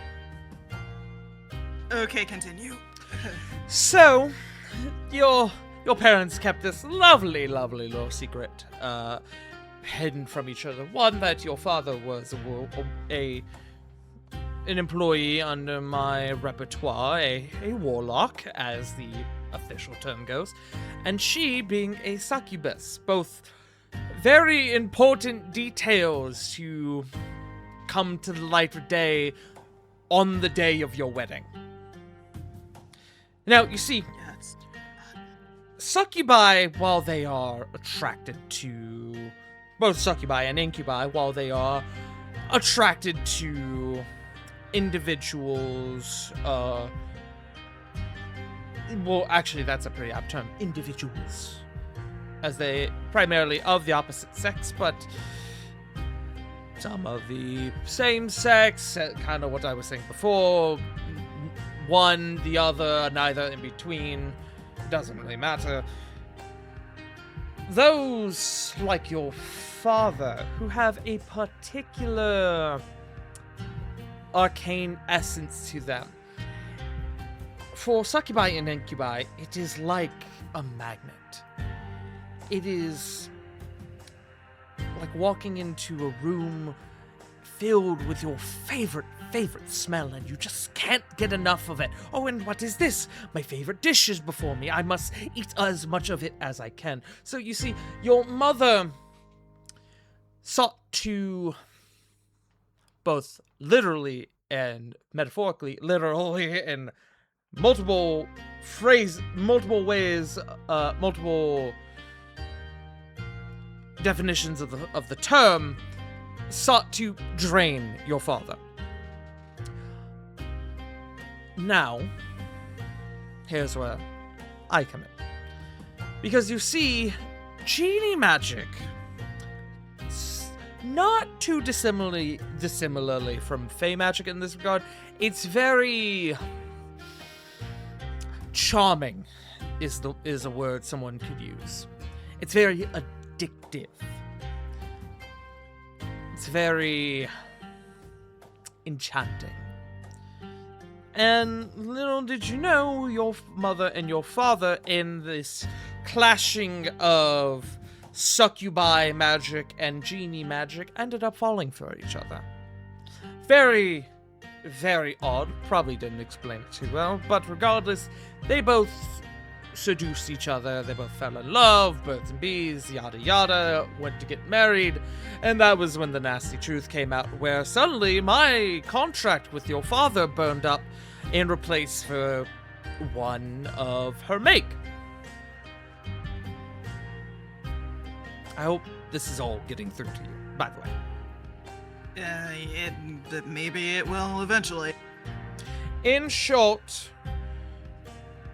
Mommy Dear's succubi went to suck ambient magic, surplus of magic off Daddy Dearest. Daddy Dearest, warlock,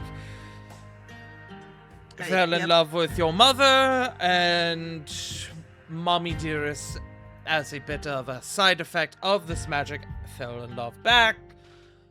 Contract burned up, magic went away. Oops, we're still in love now, and we have a kid on the way. Bach's gonna lean over to Pack. I think that was the crudest way that you could say it.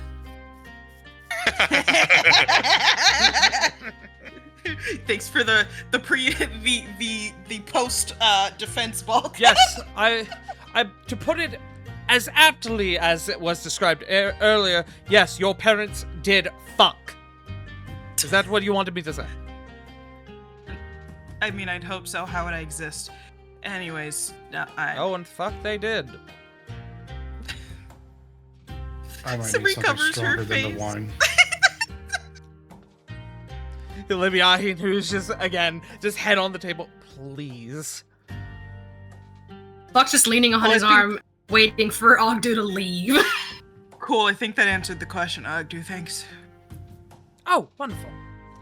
I was really hoping that... I know it's kind of a weird thing to sort of explain, so I was really hoping, to make it as clear as I possibly could. Yep, you sure did. Wonderful. I'm getting the feeling that I'm not wanted here. To which Libyahin goes, oh, you figured that out, did you? Oh, joy of joys. It is always a pleasure. Fuck off. I'm realizing Not this you, is it's introducing just him. This is magic. introducing him to two goddaughters now. And I don't know if that makes him better or worse. So I will just real quick to kind of, because it was a lot of words that were thrown at, to kind of clarify what he has described above game. Simmer, your father was a warlock under his employ. Your mother was the succubus. Your mother saw that your father had the surplus of magic, as succubi can sort of pick up on this sort of thing, and that made him a bit of a target for her to drain, kind of like taking from a battery, if you will. He said, ooh, juice box. Yeah, actually. Magic juice box. Sip, sip. Sunny D. And a bit of a side effect to this being magic deriving from a genie, especially one as whimsical as Ogdu Bahan, it ended up having this unexpected effect of your mother becoming more and more attracted to your father. And your father, having all this attention devoted to him, ended up falling in love back. They went to get married, and in doing so, your mother sneakily set up this pact for your father to pledge himself to her. And in doing so, erupted, maybe not erupted, in doing so, erased the contract that your father had with Ogdu Bahan. Because he has now Ogdu pledged was like, himself. wait a second. He has now pledged himself to another patron. In doing that, his magic from Ogdu Bahan went away, and they both went, oh, that's weird. Well, we're in love anyway, so it's okay. They carried. I still like you anyway, so Yeah. They carried on. They made it work, and based on what he said, your mother was already pregnant with you at the time.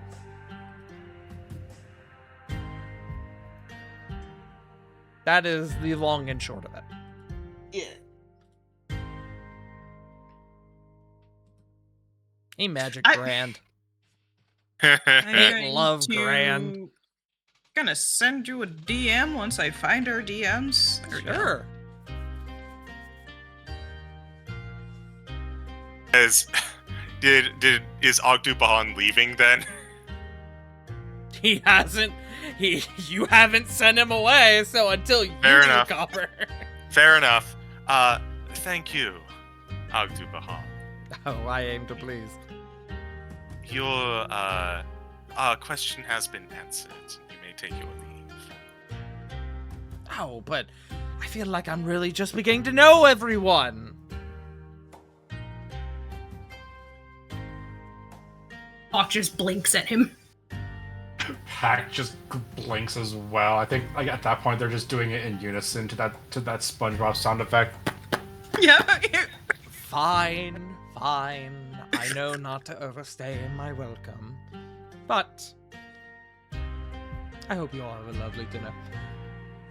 And to that end, I actually brought a gift. And he snaps his fingers, and this very elaborate hourglass-shaped bottle of what appears to be alcohol appears in the middle of the table. You all are likely going to need that. Toodles! And he swirls around, disappearing into himself. The look on Pax's face goes from not annoyed, but just patiently waiting to concern. Yeah, Bach just slightly frowns. I don't like the sound of that. I didn't like his tone. What do you mean by that, guys? What do you mean by that, What do you chat? mean? Libyahin, who's now like setting her chin on the table. There is not enough gold in all of Blackwall to get any of you to get me to drink that bottle at this exact moment. Above game, everyone looks at Q. Bach Hey, was fuck gonna it. just tank it and see if anything's wrong with it. I was about Go to for say, if you didn't bulk, Q was gonna go, hey, fuck it, I'm not gonna say no to free alcohol. If it hurts, it shouldn't hurt that much. And he'll pour himself like a shot. But yeah, Before- 21. Before you drink, may I, please? Yeah, let the magic man look at it to make sure it's not gonna Magic- instantly What make does you the magic explode. man detect? Magic Man, first of all, I assume you're just casting this. I will take time. Okay, y'all will be staring at this magical bottle for 10 minutes. You better just It's cast it, cool. otherwise Balk is just going to drink. Just going to Yep. drink it, yeah. He'll hand both a bottle of wine. Here, down this first. If it makes any difference. Flamboyant as he is, he wouldn't give us anything dangerous. Little low, CG.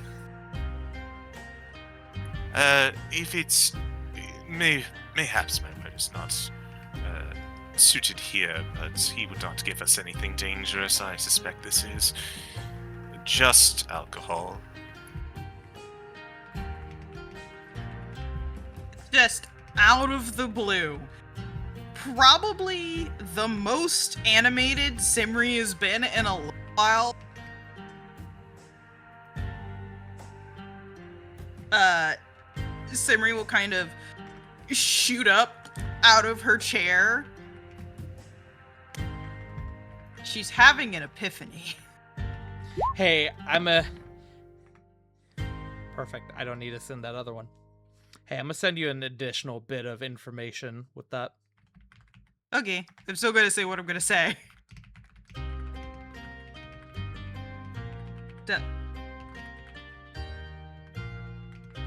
Devils don't die if they die here. Uh-huh. Where do they need to die then? In their original plane. So, what is the relevance here? That means my mom is still alive. Ah. Oh, congrats. Mazel tov. Devils, demons, and fae go back to their original plane when they die.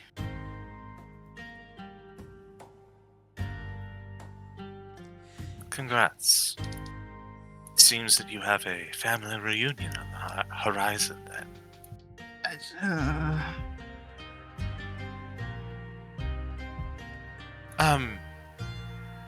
Simri dear. Do you need a moment? Yeah. Yeah, it's Simri just goes outside. But I saw that coming. Apologies for dominating the conversation, as it were. No, this is very, very entertaining. Thank you for this. I have learned so much. And you see he is giving Simri a devilish smile right now. I get it, because he's a tiefling Yes. and nothing else. You have truly bestowed a boon upon me this day. Careful. You saw my patron. There tend to be requested favors in return. My man, do you know who I used to work with? Point. That is practically the name of the game at this point. Alright. Fair enough. And I imagine at this point, everything kind of is kind of wrapping up. There is one more thing I kind of wanted to do, but I don't want to. If anyone else wants to say or do anything, I don't want to keep. I don't want to still keep hogging the scene. It is around this point where detect magic would go off. That bottle of alcohol has faint traces of magic to it. The school would be, appropriately enough, enchantment.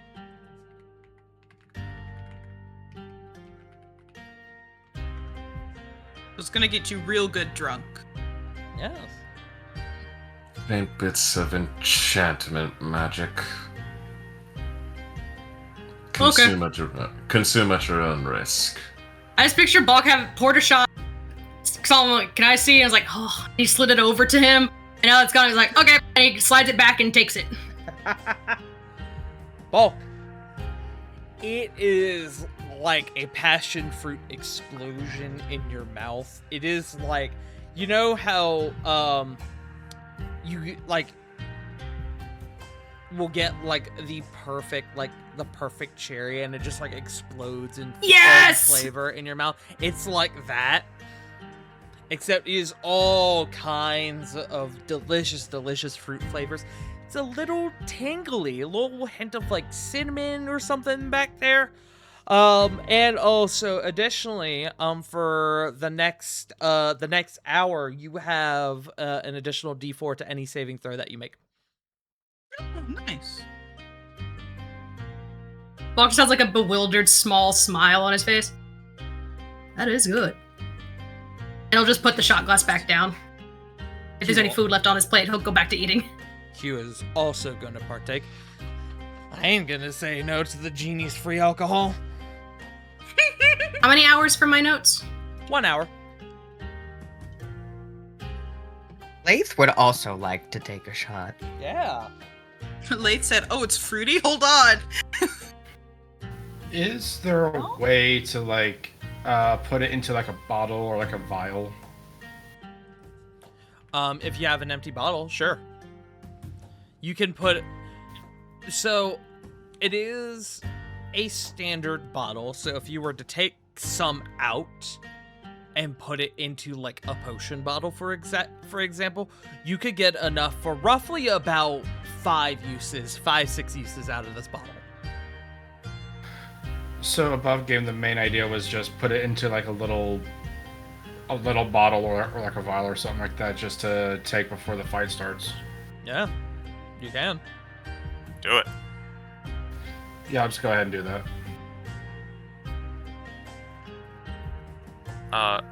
While they are divvying stuff up, Copper is going to actually look to Lathe. Master Lathe, it has been a rather extensive and packed evening, but would you be so kind as to talk to me at some point? Does not have to be tonight, but soon. Sure. Wonderful. I fear that further discussion, and he kind of gestures to the many wine bottles and alcohol that is around. Further discussion might take a turn going forward, so just better for later, I think. Oh, now the conversation is taking a turn.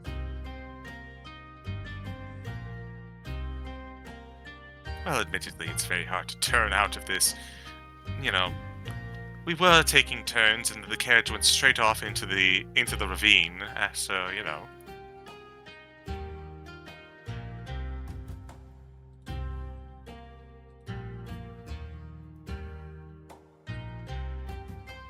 Copper is going to look back to Libby on Heen real quick, and just so everyone is aware.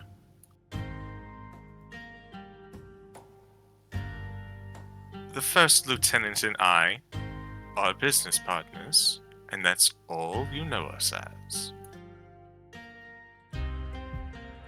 Just want to make sure that Captain Roberts doesn't have anything more to grief us with. Bach just shrugs.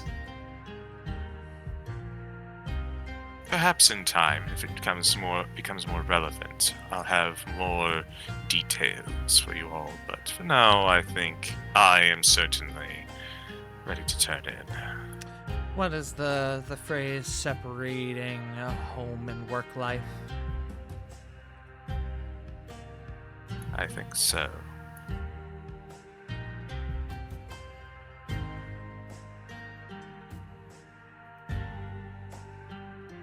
That was all Copper had to say.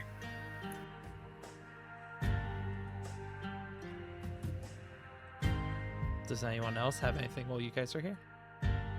Nope. Simri's just gonna come back inside to finish her food. Lath doesn't have anything either.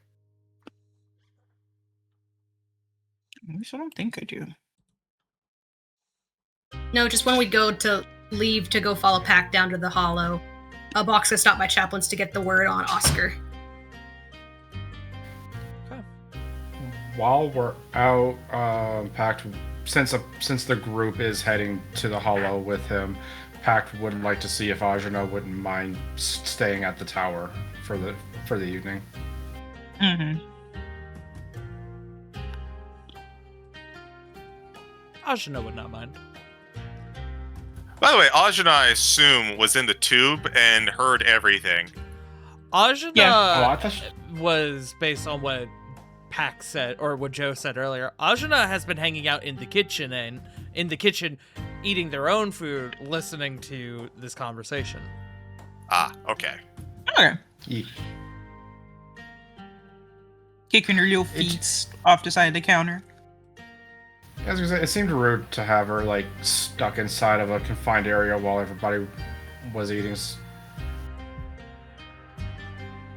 Yeah.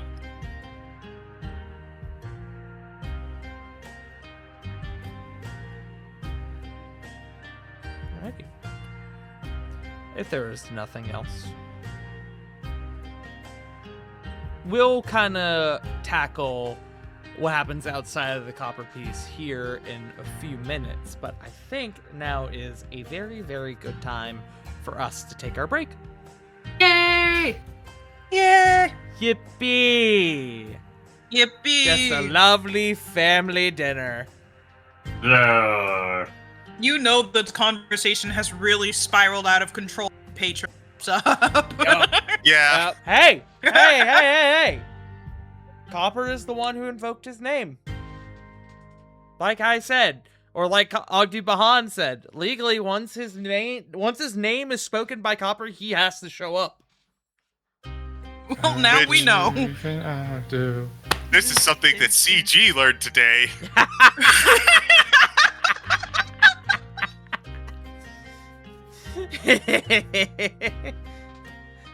Alrighty. Wow. Steve, Copper learned more about his patron and his family, and technically his extended family now. Learned something. Something. Q learned great things. Yes. Alrighty, friends. But we're gonna take a bottle break. We'll be back in a few minutes. Don't go anywhere. Yay! And with that, we are back. Hello. Alrighty. So, as we are kind of getting into things, I have a couple questions for the group as we are moving forward. First, let me find a good music for this. Let's go with this one. As we are moving forward, as you guys are leaving the house and perhaps the home, so it's obviously your group. You're taking Ajna to the tower. That I know for sure. So Ajna is not coming along with where you guys are going. What is the status with Libyahin and with Q in this moment? Well, the first thing I think we need to do is we have to hit up the Black Watch for the dust, right? I mean, that is up to y'all if you wish If we're going do to that Vera's now. Hollow tonight. I guess the question is, are we going to Vera's Hall to get information, or are we just going for a PAX fight? You can do both. Should you I was choose. gonna say two birds with one stone. Yeah, I figured we were doing both. Then I'm fine with doing both. I just needed clarification. yeah, we need to get some dust. We need drugs. So that seems like step one, acquiring the dust. If that is the case, then Libyahin will accompany you guys. And as you're on the way, she is giving you, Simri, because she's presuming that you're the one who's going to be going in, directions. To do the thieving. Was that? Yeah. Or if you guys want, you could allow Lib to go in there and do it for you, since she is still with your group. The thievery was primarily in the event that this was going to happen at a later time, and that you would have to do this on your own without her assistance. But you could see if she can just go in there and get it for you, if you guys would prefer. It would I'd be ra- far less complicated, but It would, but I'd rather not have Lib stick her neck out for us more than needed. she already has. Yeah. This is expected of me.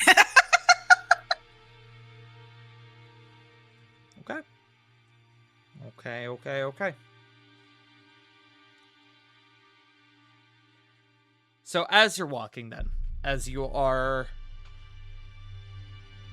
kind of going over your plan of getting in to get this dust, Libyahin is kind of informing you, Simri, as to where to go once you're inside to get this dust that you're looking for, the primary location for like the contraband / evidence locker, which locker, which storage it is actually in, so that way you're not just roaming around like an idiot trying to get it. Or looking Right. for it lost, like a lost child. Whose sassy lost child is this?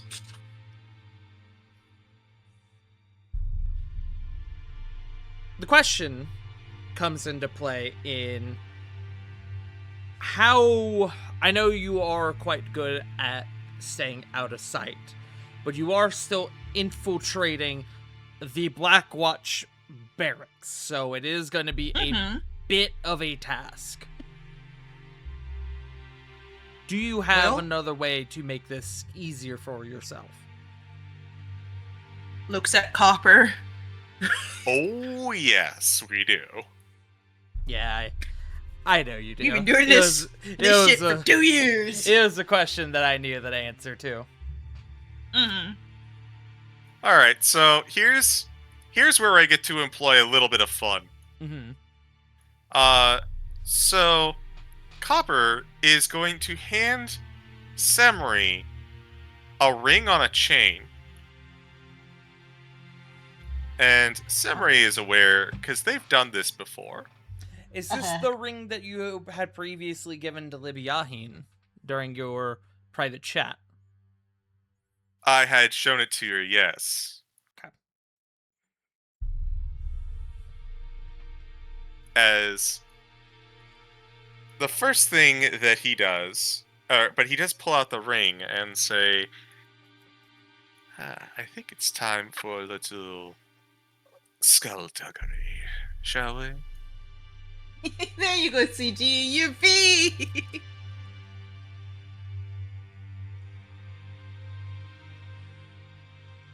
First things first, I think we all know that this one was coming. Yes. It lasts an hour. Secondly, does last an hour. Second of all, as Copper hands Semri the ring, and she puts it around her neck, 1 minute Copper is there, and the next minute Copper is gone. Oh, I see.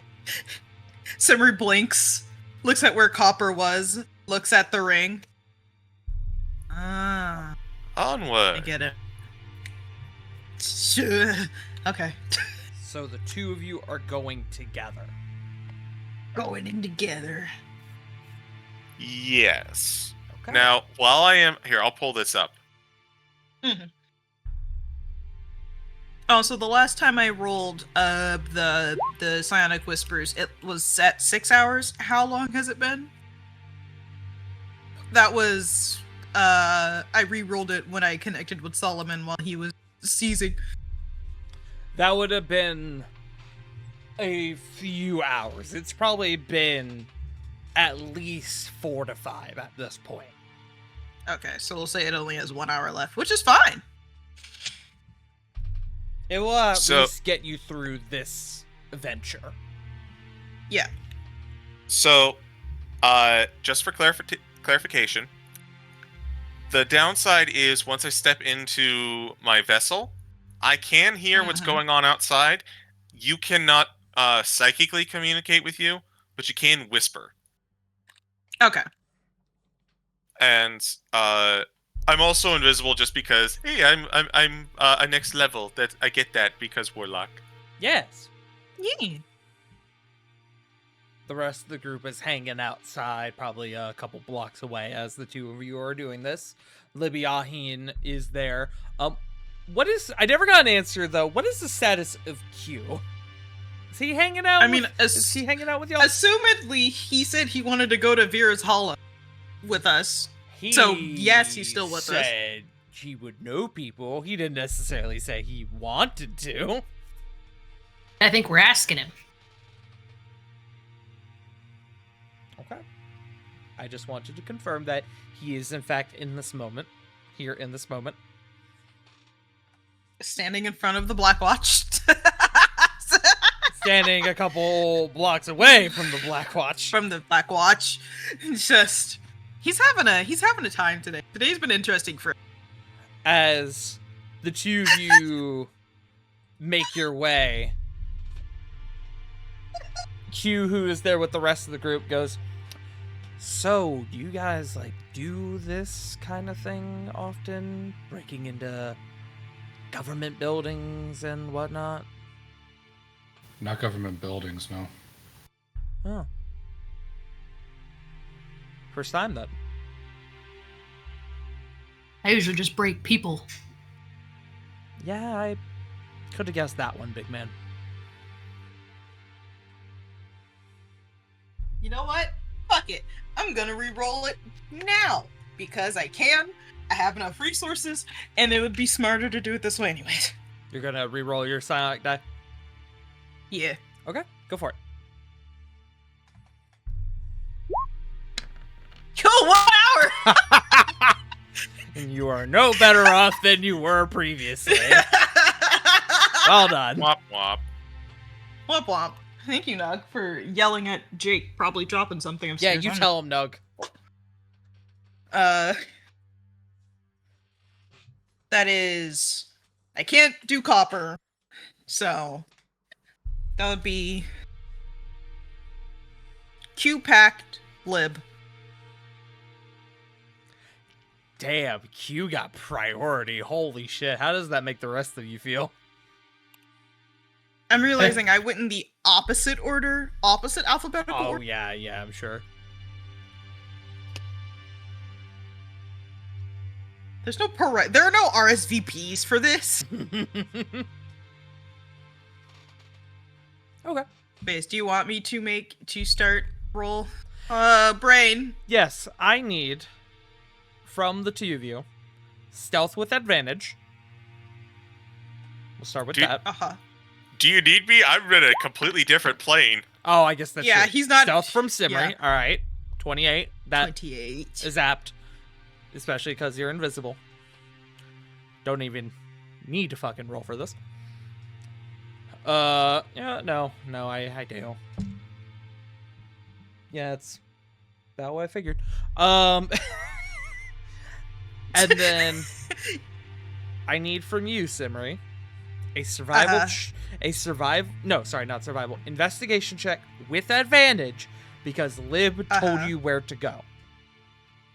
Yippee. Oh my god. 18. You are, thankfully, due to your multitude of stays here in the Blackwatch Barracks, normally in a holding cell that you may or may not have voluntarily thrown yourself into. But you are pretty familiar with the layout, so it's actually no real trouble to find your way to where the evidence locker is. You've probably, honestly, been there a couple times to willingly turn in your gear so that way you can actually have a stay here in your favorite little holding cell. I know where I'm going. You know where you're going. I've done this before, just not illegally. The only trouble you have, and it's not a ton, is actually finding the collection of dust that is here. That takes just a little bit of work just because there's a lot of evidence lockers. You're looking for a specific one, but you are able to find it. And within, there are roughly 8 vials of dust within. Now, previously, Lib told you to take little. Only a little bit of it. Just to, keep suspicions low. But it is up to you to take how much you desire. So, to that, I ask you, how much of this dust do you take? That is the question. Each bit of dust is good for roughly 2 to 3 uses. I do have a question. Would I have the time to take enough for 1 dose? What do you mean? Would I be able to take enough for 1 dose? Like, not take the whole vial, but just the some contents of what's inside? You would need Dime bag. You would need to transport dust from one of the vials in here into one on your person. Mm-hmm. Which begs the question, do you have a glass vial on you? Yes, Simri keeps all of her potion vials. I would allow it. You are quite paranoid. Yes. Especially because you knew you were going to be coming here. So I can imagine that's never know something when you you- would have prepared. You never know when before you you- might need random glass vials. True. Spoken like a true kleptomaniac.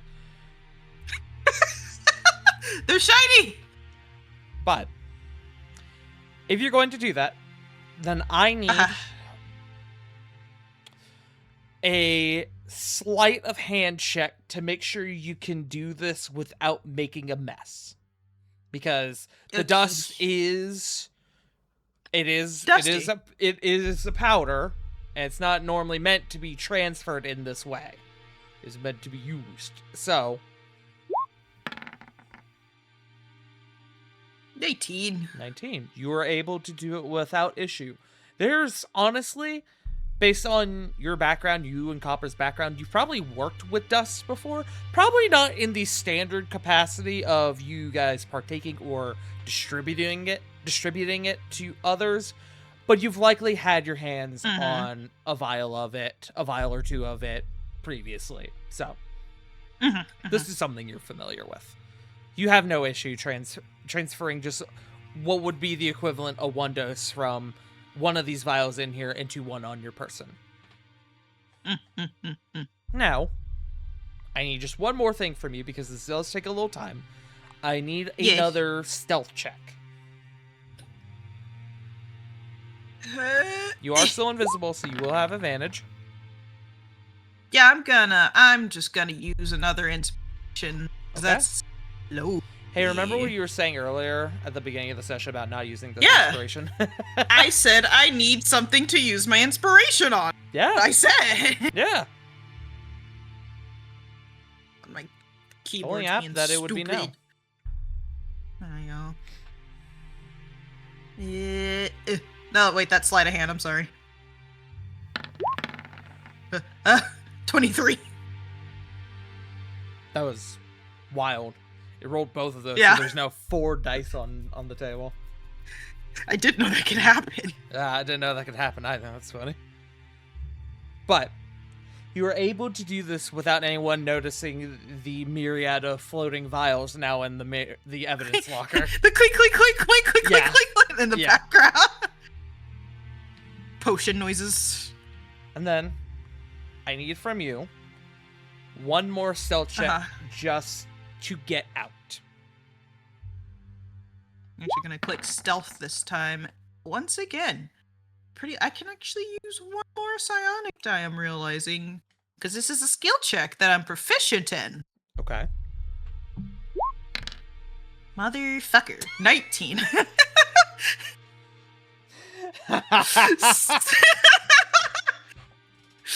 My D6 is really like ones today. You have a bit of a scare on your way out as you nearly slam into Captain Roberts at one point. Who, yeah, you're like skid marks on the fucking floor, like. Where he has come out and he seems to be, in his standard fashion, uppity, but unlike on a normal day, a bit more uppity than normal. He seems to be in a bit of a tizzy, mood. if you will, about the events that occurred at the funeral service today. Mm-hmm. Simmer, you catch Validly wind. so. You catch wind Oh. that Captain Roberts is currently looking into your friend Solomon. Oh. You don't know if he suspects that what happened to Solomon at the funeral today was intentional, or if it's genuinely a, hey, this guy almost fucking died at our funeral today. Do we need to be worried about that? The purpose of this investigation is currently unknown, but it is something you pick up on. Oh. Alrighty then. as much as I want to stay in here more, I still need to get the fuck out of here because I just stole drugs. Yes, you sure did. But Simri will say through the brain cell, Oh yeah, I forgot that's what we're calling it now. Yeah, the brain cell. Almost ran into Captain Roberts. He is looking into what happened to Solomon earlier today, though. So fun. After hearing that, Pact would kind of whisper it to the rest of the group. You hear Or at least those who a might. cue. Was that supposed to be to Pact, Libyahin, or me? Yes. Great. Just making sure. I don't know how private conversations work in here, so.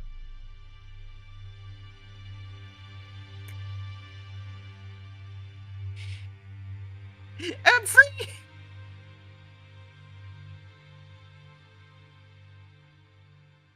But yes, get the fuck out. You do get the fuck out. You're able to get out of there without too much issue. It takes you roughly 20 minutes total to get in, get what you're looking for, and get out.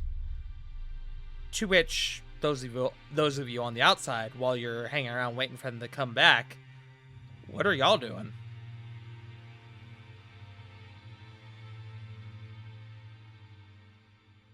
Once Simmer left, honestly, Bach kind of just probably walked off to go do his own thing, so he didn't miss Pac's fight. Well, we're all there. PAX fight isn't happening yet. This is happening on our way to that. Yeah, this is just before y'all continue doing the rest of your stuff today. Like, I know you still want to go talk to Dr. Chaplin. You all can do that together. Oh, okay. I wondered if it would hold y'all up, so I thought Bach walked off. Now he's just waiting, chilling, hiding. Okay. So, yeah, same for Pact. There's not really much alarm, so he's just keeping watch.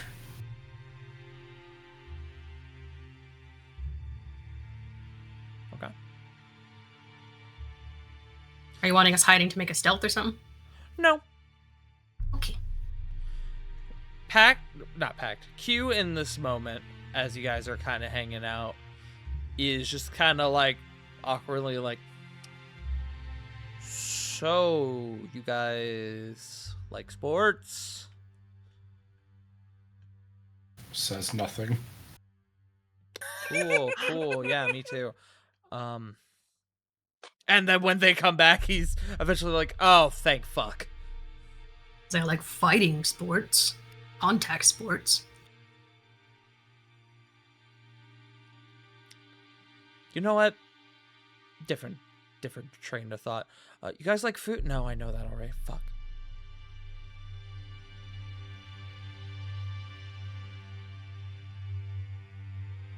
They love sharing and talking about each other. That's what they love. But Bach will ask something. Q, you part of the group, or are you just after Simri? What the fuck? What? Her? What? No, that's ridiculous. Why'd You she talk say- to her like did she say Diaz something does, about but me? you're less creepy about it. You're crazy. I mean, why did she say something or like? No. Can I I insight? didn't Bach's think so. inside. That'd be Oh my crazy. god, that's funny! My turn! I think you Close could this probably go ahead with that insight, Lathe. Go, Lathe, go! Go, Lathe, go! Does she talk You gonna have another one? Oh, 18. Almost. No. Yeah, pretty damn Still close. good, though. Yeah. both of you get the you get the impression that he's not fully here because of Simri, but Simri might have dug her claws in somehow. I do have claws. Bach and Lathe just look at each other and grin. Oh, yeah. I mean, hey, both of you stop that. I'm not that predictable. Eh. What do you? The fuck you mean? Eh? He just shrugs fuck and you goes back to mean? hiding. Yeah, What well, do you mean, nuh-uh? what about you and Dr. Chaplin? Big man? You know, I'm sorry, that was uncalled for. He just Please- shrugs. please He's like, don't hit me. Oh, okay. Ask him again in his presence. You'll get a different answer. Shut the fuck up! Yeah. Shut the fuck up! Hugh just gets a message in his head. Wow, you motherfuckers are loud. Yeah, so by the way, Simri just That was me! comes around the corner. That was me! So, Simri, just by the way, you catch up, not on the full conversation, but you're hearing one half of this conversation. Hearing Q. He doesn't know how to filter his thoughts yet. No, he hasn't done this before. Simri won't say anything about that. That's information she'd keep in you. She learned from Copper. Why would she say anything? But that is what he hears before Simri comes to. They, in my defense, they started it. What are we, children now? Call me shrugging. Oh, you started something. I'm so proud. Copper is not there. He is still at the rig. Look, I don't have to Only take Simri this. hears that. I don't have to take this slander. But I am interested. Did you I don't think that's. Did you what get the- slander? not the point? Did you get the dust? Yeah. I did. Great. I mean, no, I'm a law-abiding citizen who would never do. Exactly what I like Looks to at- hear. Libby Is Aheen, Lib as still you- with us? Yeah, Libby Aheen's there. She's been waiting. Yeah. Simri just says that and looks at Lib. Hey, I'm on medical leave. I couldn't do anything about it, even if I heard what you're talking about. And she'll just kind of put her hand out for you to return her keys. But returns the keys.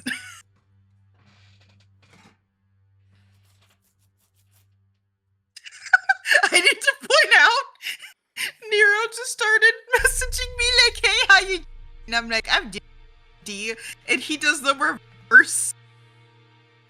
One of the reverse images of the guy kicking down the door is like, "Fuck you, right?" Never mind. I'll talk to you later. Have a good day. Like, one dose. I didn't want to take any more because obviously too much will be obvious. Smart. And have a with brain. my part of this very convoluted quest fulfilled, I am going to get the hell out of here and not implicate myself further. So, Yeah, that would be smart. if you all need me, though, you know how to reach me. And don't get in too over your heads. And when have we ever done that? Do you want the list? Looks at her. No, Rook No already gave defense. you guys that. It We have a finds letter. us. You know, he's got a point.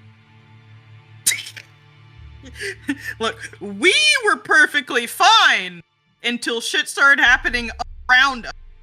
Yes. Correct. Yes, because none of you have ever done anything to, implicate yourselves ever. None of us have ever done a criminal. Mm-mm. Never. Not a single one. I know, but Summary's about to, based on this relationship. Q's looking. So With I guess that, it's off to Vera's Vera's- Hollow. Yeah, to Vera's Hollow. Well, before that. Well, Tower, then Vera's Hollow. Before that, Oh. Lydia Aheen takes her leave. Q is staying with you guys, I take it. Uh-huh. So what is your excuse for Q when you guys start heading to the tower? He doesn't To have to drop go off inside. Ajna. Oh, right, because there's no reason we should go to the tower as far as he's concerned. Mm-hmm. Solomon needs to grab his medicine.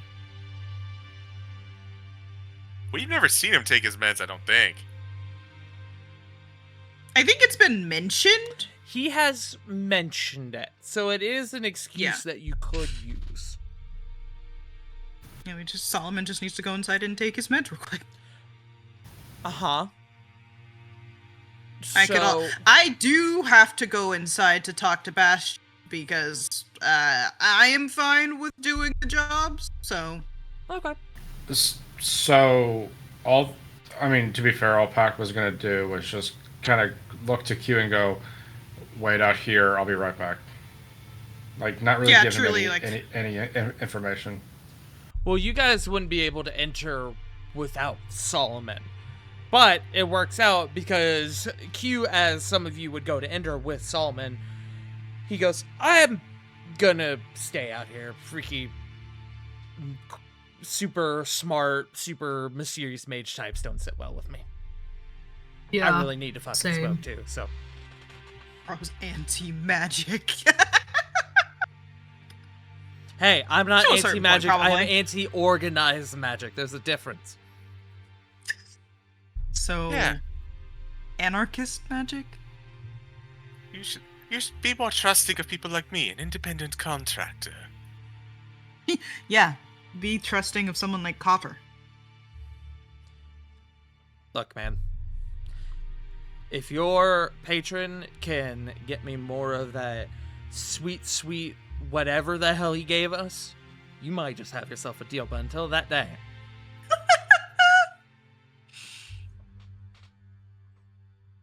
Copper notes that down. Yeah. He knows me well. And also, Simri's right there.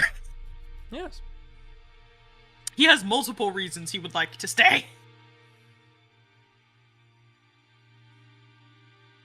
But with that, Yes, we drop off the baby.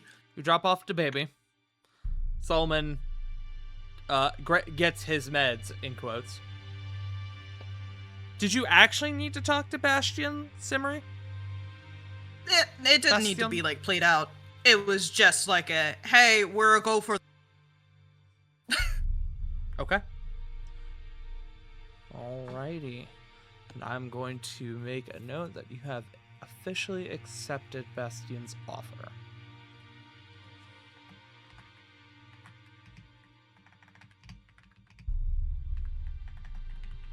Good to have powerful friend. Powerful lord. Whoa. I felt your You good? brain forcibly stop you there. Hey! Jesus Christ. That was the sound of Bun's brain rotating like a Rubik's Cube for a second there. Jeez, let's just get to Vera's Hollow before my brain cell implodes. Well, you guys have one more stop before that. Right, Dr. Chaplin's. Yes. The collection of See you... how baby number 2 is doing. Yes. The collection of you go on over to Dr. Chaplin's, who, at this point, it is beginning to get a bit later in the day. It is beginning to get into the evening hours, or at least the very late afternoon. I'd say we're probably encroaching upon the 6 o'clock point at this stage.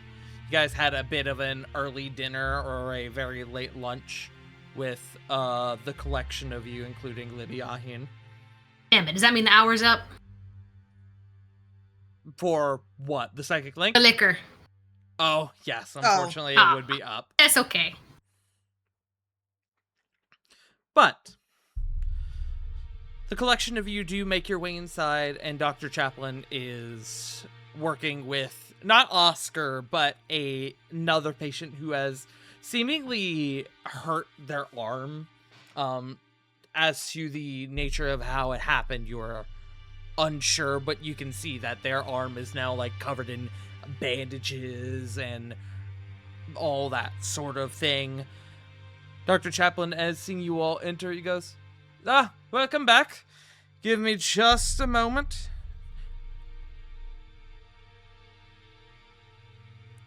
It takes a few minutes, but eventually the dwarvish individual that he's working with gets on about their way. And he goes, welcome back, my friends. How can I assist you? Oh, Q. How are you doing today? I see that you've already upended my good work. I mean, don't get me wrong, Doc. It was really, really wonderful work. I just needed something a bit more operable. No, I understand. I really do. I'm not just trying to be coy here. I realize that a simple wooden prospect can only get you so far. So I'm glad you were able to find at least some sort of suitable replacement. Hey, I really do appreciate the work you did for me, Doc. Of course, my friend. But Can I have Q make an insight on Simri? sure. Fuck it, I'll make a deception check just to see how well this goes. Probably not that well. Mhm. Yeah, no, that's good. He had beat a 5. He had a 7 on the die. Simri is holding back the urge to say, yeah, what the fuck, Q? It is written all over her face. You're doing like the Anya smile at this moment. Uh-huh. Anyways. I take it you all didn't come here just to have Q rub his fancy new hand in my face. No, Doc, I would never imagine doing that sort of thing. I do need to really consider buying a glove for this, though. I look like that one guy from that one book. You know, the guy who walks on skies or whatever. God damn it. Anyway, We're full of it tonight. question. I know you don't like to talk about your patients, but it was kind of mine and Pac's fault that one of your patients came in Oscar. The cleric. The cleric who can't cleric currently, unfortunately. Yes, he came through my door earlier in the day. He left some time ago, but he allowed me to perform a thorough exam on him and treat most of his wounds. Some were older than others, but ultimately it was primarily welts, bruises. But I gave him a good look over. I gave him some bandages and care, and then I sent him home with some pain medication. That was honestly most of what I was looking for, other than, I guess, how bad was it? The extent you said mostly welts and bruises? Well, unfortunately, without a workup, I can't rule out any sort of internal injury, but I take it if that was the case, he would not have been able to walk through my door to begin with. Or at least of his own volition.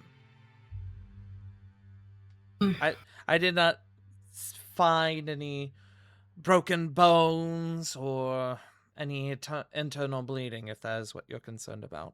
I technically shouldn't even be telling you this, doctor-patient confidentiality, but he did mention that you were his friends, so...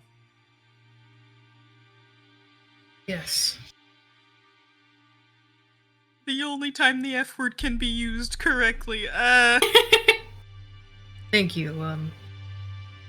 Honestly, that's all we needed. I just feel bad. I understand. He neglected to tell me of how he came upon these injuries, and he didn't seem in very high spirits, so I didn't pry, but he'll be fine. He really, truly will. Good. Thank you. Of course. I'm happy to do it. Sorry for making you break confidentiality again. Oh, Good evening. I'll just like wave and turn to go. Oh, okay. Well, Simri puts a hand on Balk's arm. What? Are you good? It's not my story to tell. No, I'm asking if you're okay. That's really awkward right now. You kind of beat me to it the way I was gonna ask, so I feel a little awkward. But He's honest! I don't know how to handle social situations. Help! Well, I have to ask and wheedle, and it didn't happen this time. Now I don't know what to do. I didn't think I'd get this far. is everything all right? It will be.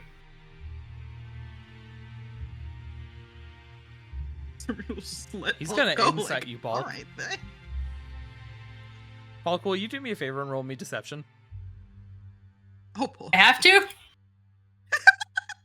I mean, you I don't mean, he's have not lying. I mean, because he's not lying. Like, if Oh, he's not, you know what? I hear what you're saying. Roll me persuasion then, rather than deception. They're the same. Is his persuasion a frog blank? 11. He hears you, and he lets it drop. As long as you're sure. I don't like bullies. You know, it's not my story to tell, so I'll leave it at that. We really do appreciate you, though, breaking confidentiality for us. You're welcome. However, maybe we should stop uttering that out loud.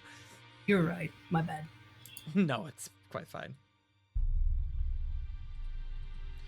Simber, you see Q, like, eyeing Bulk, and then going to Dr. Chaplin, then back to Bulk, then back to Dr. Chaplin, and you see he's just,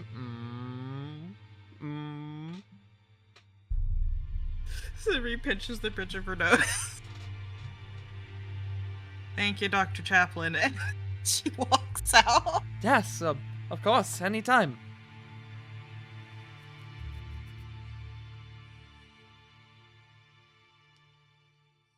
Buck will just wave again before he goes.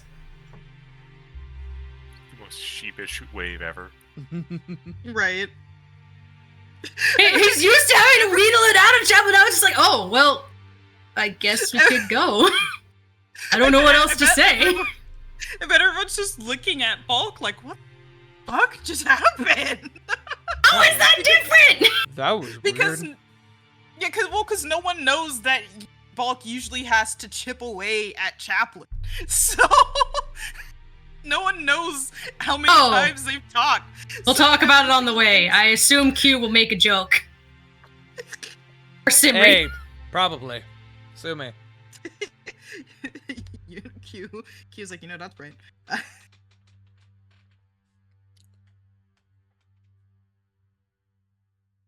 But, No, for realsies this time. yes. With that, you all make your way out from Dr. Chaplin's clinic. Maybe lingering a bit in this sort of awkward moment. But ultimately, you all make your way back down into the pits of Blackwall, underneath the surface, in Tavira's Hollow. Let me... Is this the one I want?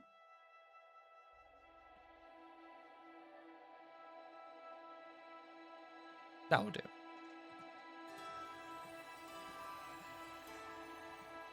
So, my question for you all in this moment. There is still some time before Pat's fight in a couple hours. Are you all going to attempt to gather information you can before the fight? Or are you going to wait until after the fight and try to get information then?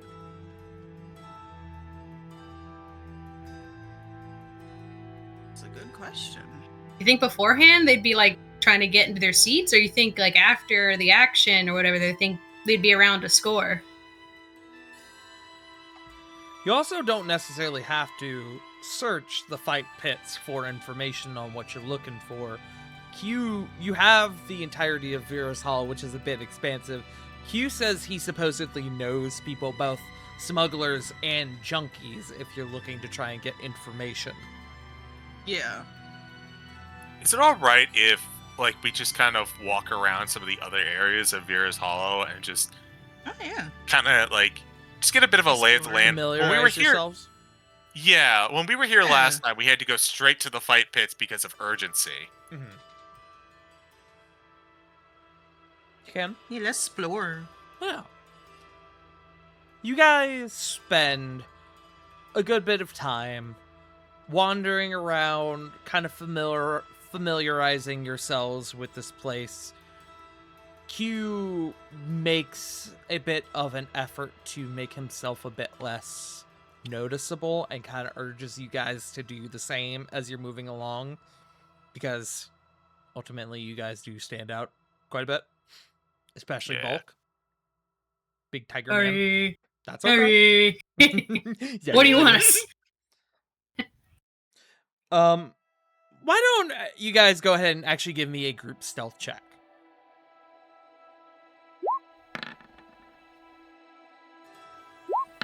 Well, Ooh, not Damn. 20 for a 30. Damn. Where did Simri. Simri go?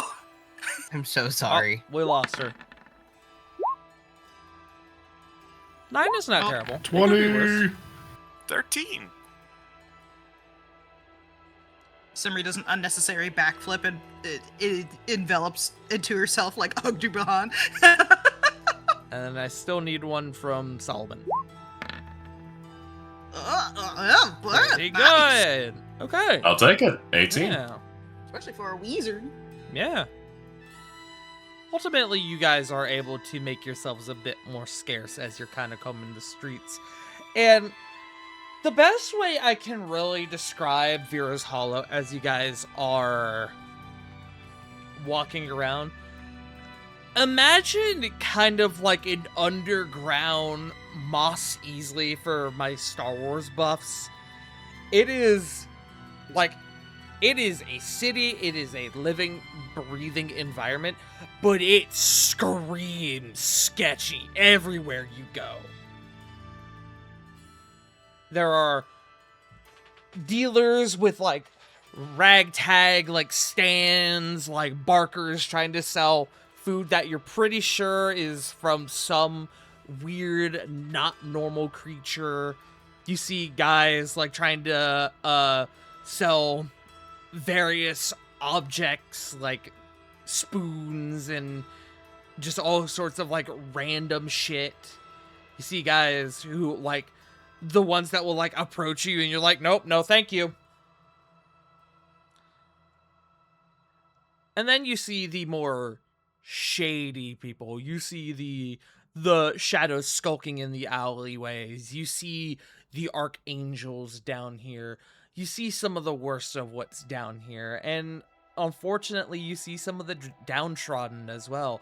Folks with nowhere to go have to sit on, sit up in a little like ragtag little box or hovel that they made begging for coin in what little clothing that they have. You see junkies, you see all sorts of things. It is not in itself a pleasant environment. It is one that is at its best downtrodden and at its worst downright fucking sketchy. Welcome to Like Detroit. afterlife So like Afterlife from Mass Effect 2. Yeah, honestly, that's a good way to put it. Yeah. Oh, fuck you for that. What was that? I heard "Welcome to Detroit." Welcome to Oh. Detroit. Oh. Bitch, fuck you. Have a better city. It's not One- that bad. 1, accurate. 2, Gary's worse.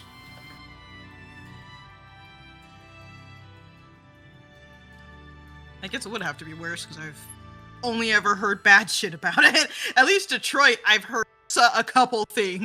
Fun times in Cleveland again. It's Cleveland. Anyways. Yes. This takes some time, but you guys overall, after combing the streets, familiarizing yourselves, you're able to get a pretty solid understanding of the layout, especially with the assistance from Copper and Simri, who have ultimately been down here before. You guys are familiar with how things work down here. Simri Yeah. especially. Copper, you normally don't come down here on your own two claws, but regardless. Mhm. I almost said, what's that supposed to mean? But that, yeah. Exactly how it sounds. Just because I'm a rogue. But But yes. with that, eventually some time goes on by. And eventually we start nearing the point where it is time for Pac to head to the fight pits to get ready for his fight with Valen.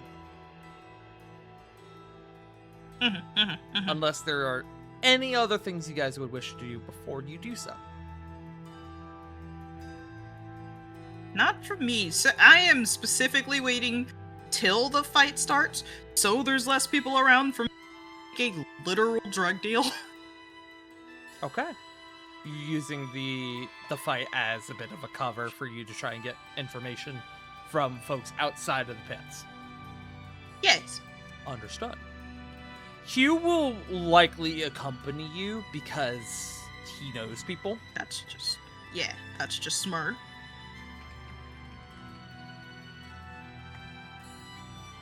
I'll hang out with Pact at the Coliseum, as I am his manager. Yes. This is true. What about the rest of you? Trying to find a seat in the bleachers or stands or whatever without drawing attention, I guess. Bulk's watching the fight. Understood. Same with Lath. Lath is watching the fight. What about Solomon? Sticking close to Bulk, having watch fight. Okay. Stay behind Meat Shield, watch fight. Alrighty. So Pac's doing the I'm fight. paying that nature. The rest of you minus Simri are watching, and then Q is going with you, Simri. Yeah. Alright.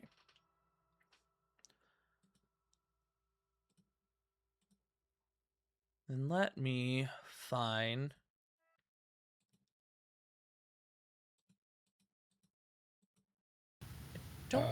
When he's so hey, sorry, before the Hey. fight starts, he definitely would like to take a shot of the Ogdu booze. Okay. The Ogdu Boon. You take your Ogdu. shot of... Ogdboon Bahan. Oh. That's pretty good. We got there. We got there, That's Joe. pretty good. You take your... I should have said Buhan. Fuck. Ogd Hooch. Buhan is pretty... No, Buhan's from Dragon Ball. That's true. Anyways. You take your shot. You, for the next hour, do have advantage on any... Not advantage, sorry. A D4 on any and all saving throws. So, take note of that. Taking performance-enhancing drugs? Yippee! But, with that.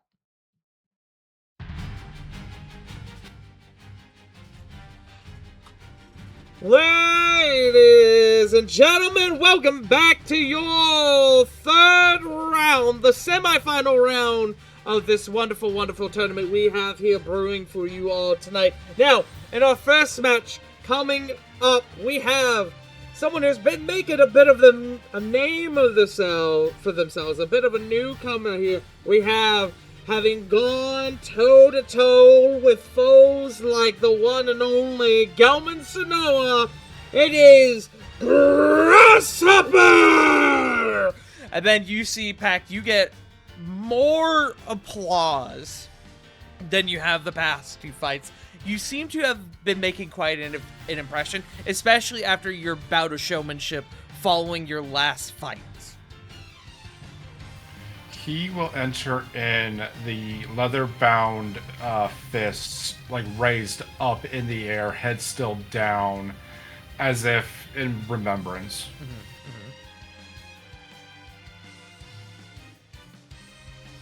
Now I'm excited for this, because I don't believe Bulk is familiar with who Pact's opponent was tonight. Smile. Ooh! Ooh!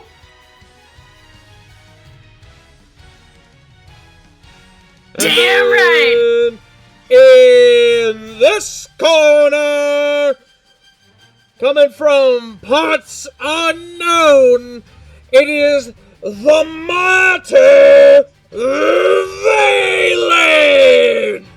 And you see there is again a raucous yeah, woo, yeah, as the large tiger leonin individual who, Bulk, you have met and spoken with, emerges on the other side of the Fuck, he doesn't know arena. who he's cheering for now. Now, I have a question for the rest of the group. Did anyone place bets on this fight? Fuck didn't know, so he didn't. Wraith would not have. I got 2 notes. 5 gold on Grasshopper. Okay. Let me actually see how the odds are faring in for or against Pact.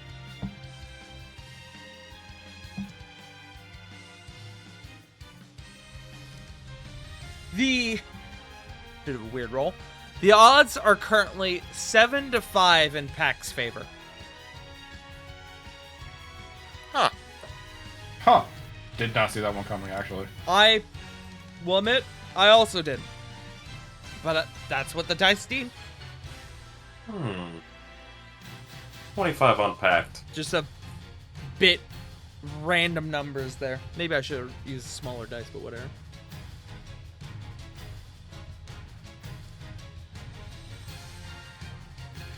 $25 on Pact, you said? Yep. Perfect. Okay.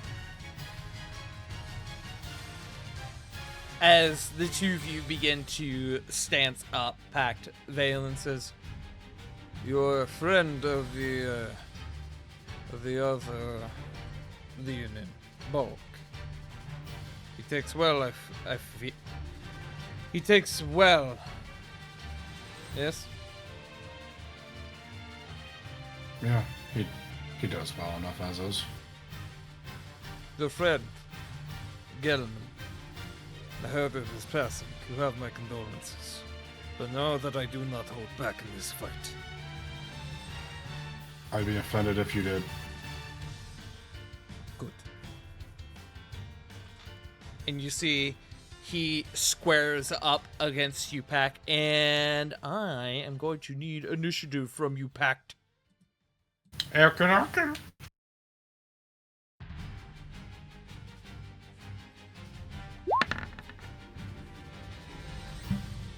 8. Okay. Valen is going to be going first. His total was a 16 on initiative.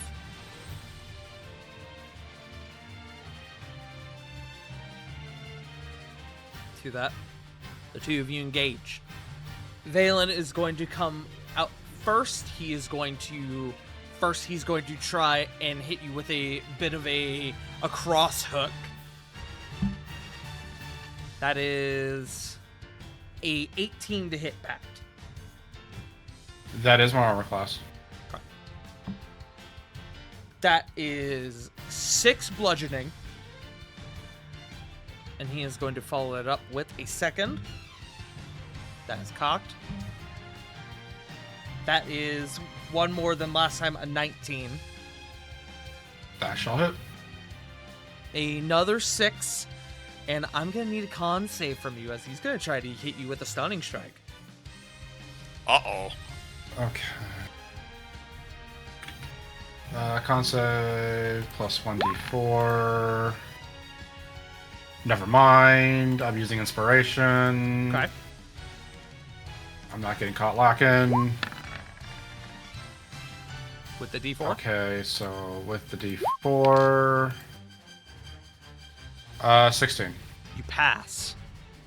As the blow, the cross hook up into your side is just enough to get you to stagger a little bit for what is a elbow shot to the side of your head, and you feel your head swimming momentarily as you are, for a moment, rocked. You feel this energy behind it, similar to something that you yourself are able to harness and wield, and it dazes you for a moment, but you were able to resolve yourself, and you are fine to continue. He is going to use his bonus action. He's going to use his quicken step, and he is going to take the dodge action. And we come to you. Damn, I was gonna do the exact same thing. Okay.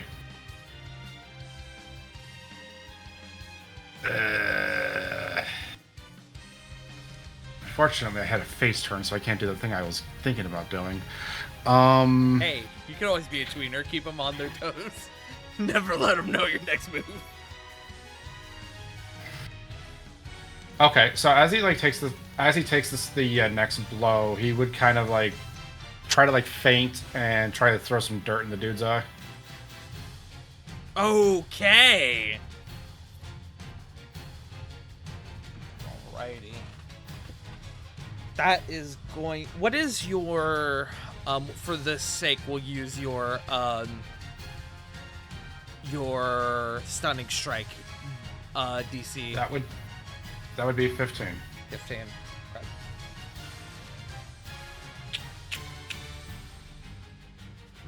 I forget what I did for this last time. I think I made this a dex save.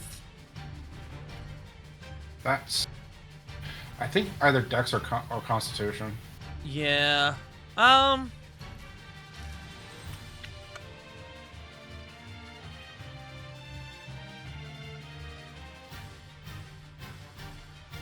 gonna go with Dex, I think, to see if,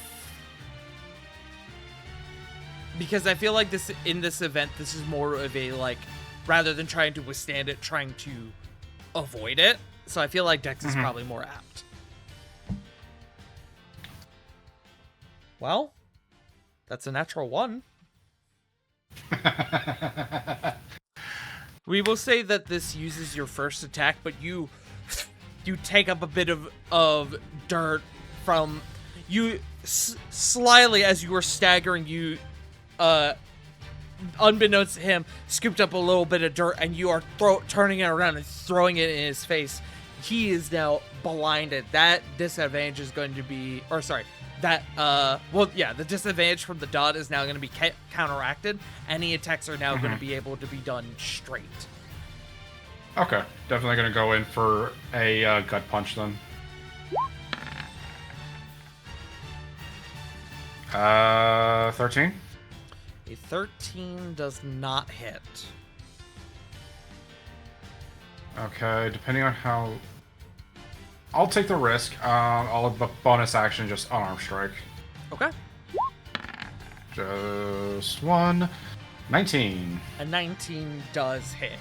He throws up his arm and guards himself from the dirt in the eyes. But it does give you the opportunity to boom, bam! You take your first hit and you hit him square in the abdomen. And damn, you could grind meat on those.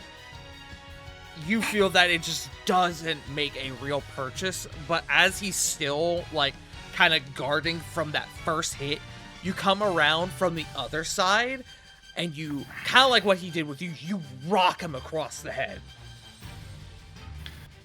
He will try to, like, back up 10 feet just to create some distance, and then that will have to be turn. Okay.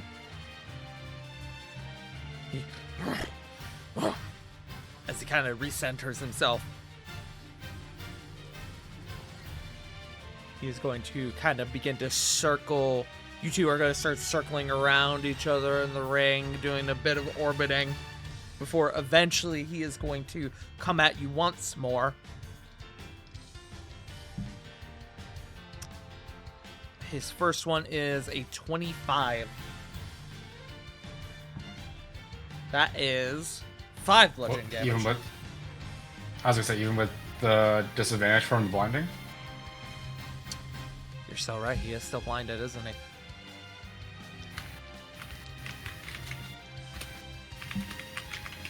Ah, good. That goes down to an 11 as he staggers forward as he's trying to make his way to you.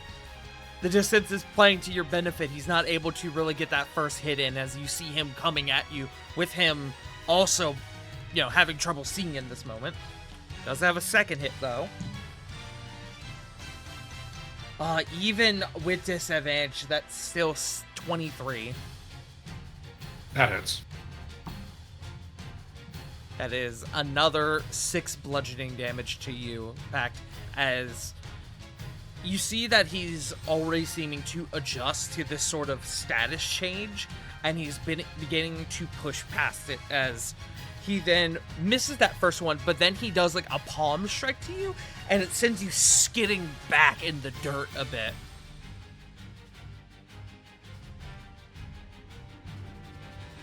That will be him. Okay. I'm gonna go for going to try to attack his legs. The first strike that lands, gonna go for a stunning strike of my own. Okay, go for it. 26. 26. I'll hit. Roll your damage. That's for 6 bludgeoning damage, and then gonna smack him up with a little bit of... Where the fuck are you? Gonna hit him with a stunning strike. There we go. DC 15. That is an 11 on the save. He is stunned. Ooh. Well then, let's go ham.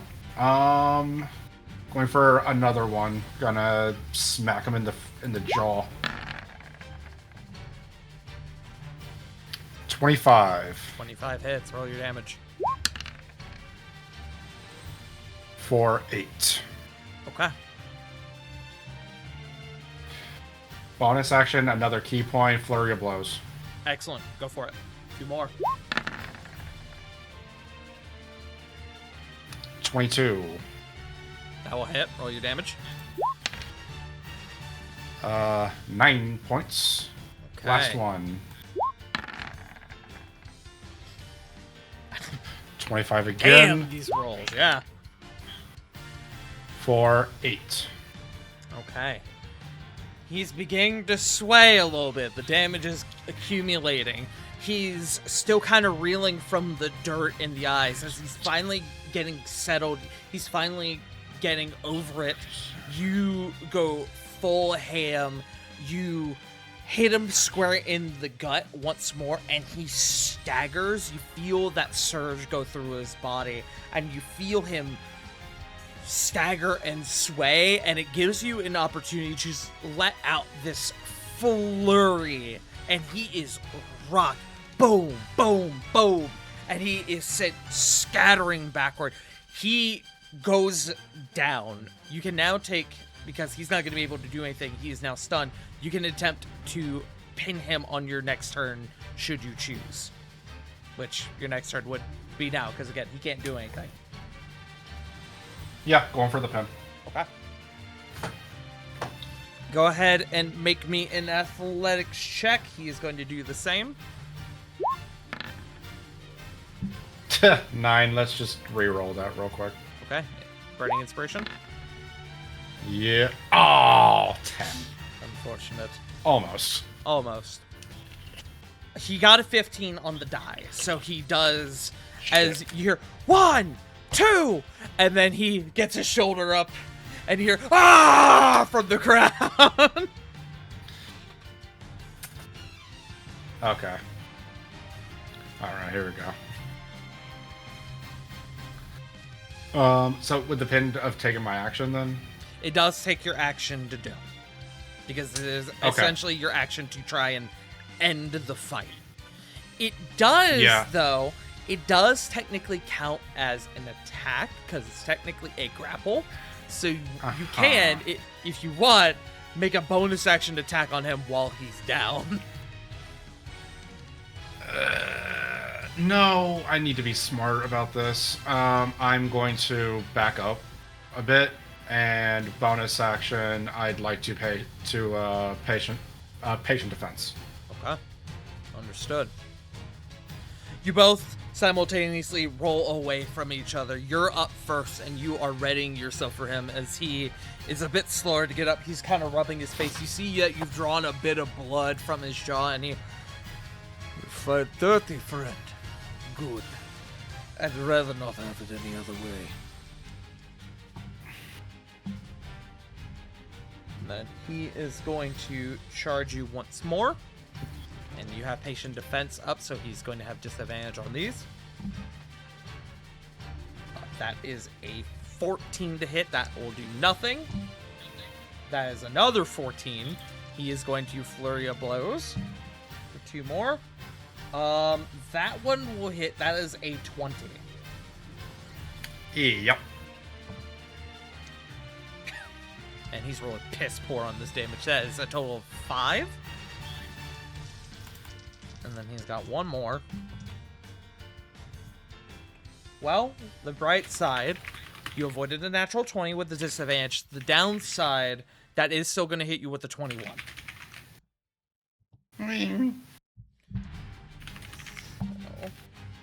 That is... Oh, there we go.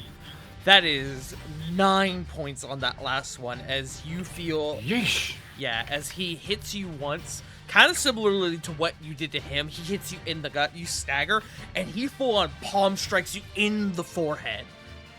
You are staggering back up against the wall. Are you still standing? Yes, he is looking rough, but he is still standing. Okay. Damage is beginning to accumulate for you both.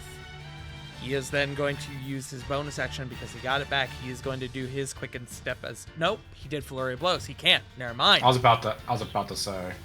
That brings it to you then. Okay.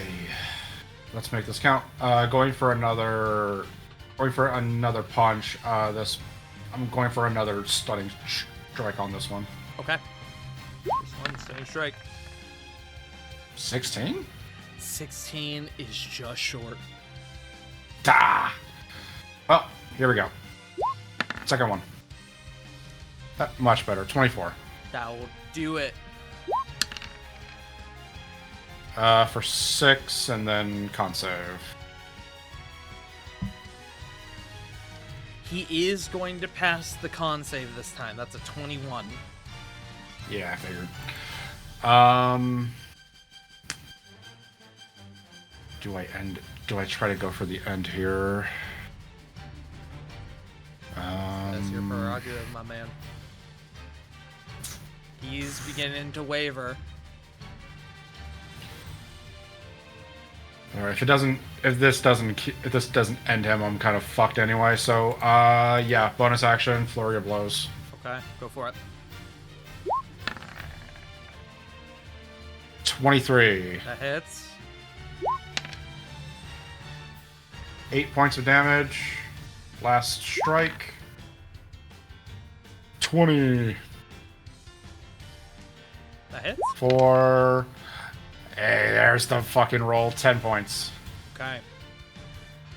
You, with your back up against the wall, he charges you, and you have to defend yourself first, but then you are able to boom headbutt him. He is staggering back. You do like the Hajime no Ippo. You move forward. You dunk Dempsey down. rolled him? Yeah, you fucking Dempsey roll this man as you go low and you come up with an uppercut. He is sent up off the ground a little bit. He lands back on his feet, but he staggers. He drops down to one knee, and you hit him with a spinning roundhouse, and he is sent scattering, collapses onto the ground, and he is out. He passed his hit point threshold by 4. Holy shit! That was 62 of 58. Well done. Well done. As the count begins once Valen goes down, and Valen does not get back up. Hold on, I'm trying to find him music again.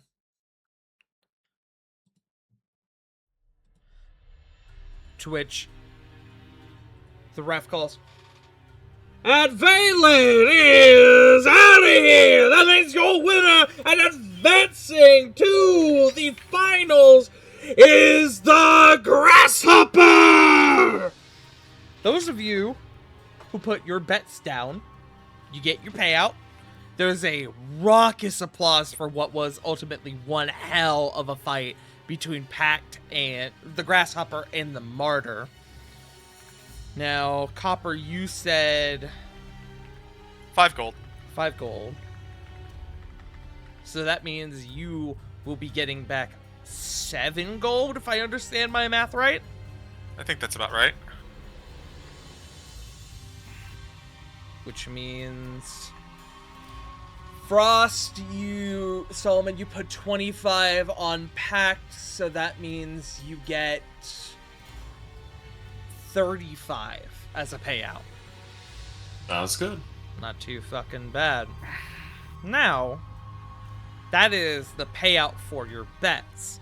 Let's not forget your winnings here. Yeah. Pact, you are given a nice payout of 97 gold for this fight. Nice. There was quite a bit riding on this one. I mean, it's given to Copper, but it is your payout.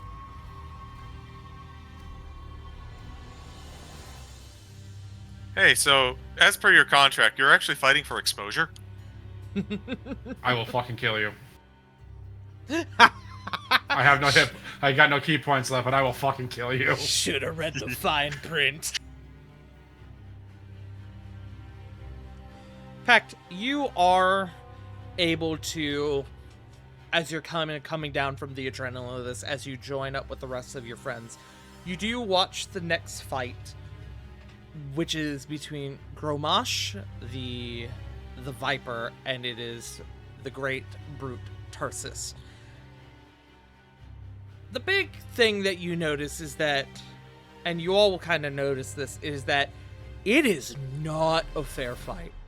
Gromash wipes Tarsus out. Like, it was no contest. I would like all of you, except for Simri, to roll me insight.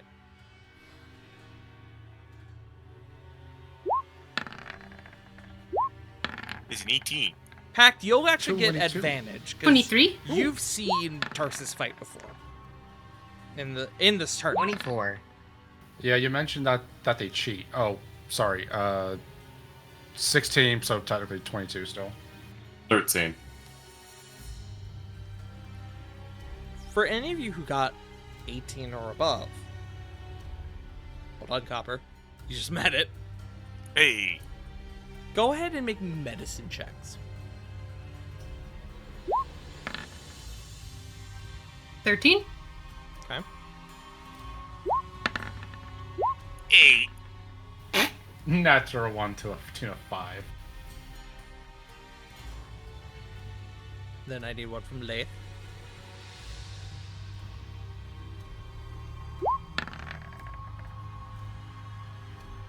It's almost Also really an nat eight. 20. It was almost a nat 20. For those of you who passed the insight check, the Great Brute is a term, it's a name that, while it is apt for this individual, he, especially you, Pact, have been able to pick up, he is, rather than monstrous like you would imagine from this name, he's more stoic in nature. He's quiet, he's soft-spoken. In a way, he's almost like your friend Bulk. He is a big man who's quiet, and when the fight gets going, he is just, boom, one move, put him down, end it, right?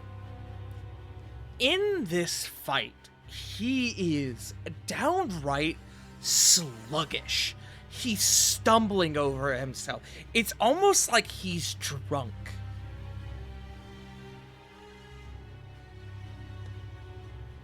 Bulk, with your medicine check being the highest, you're able to tell that he is most certainly not fighting at 100% efficiency, but you can't for the life of you tell if this is foul play, if he just got drunk the night or prior to this fight, what's going on, but something ain't right.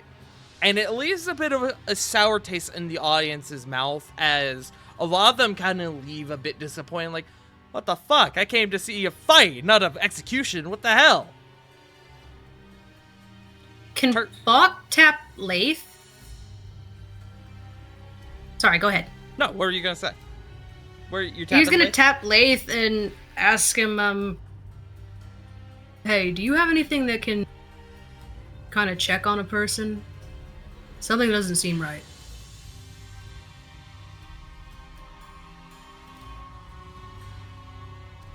Check on someone in what sense? I don't know, status, like a sickness or... I don't know. Viper isn't really known for being a clean fighter.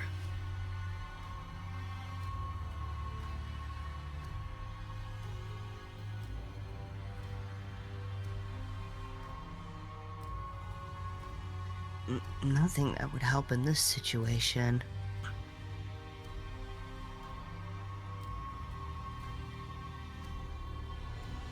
Fuck. I wonder who does. Solomon, do you?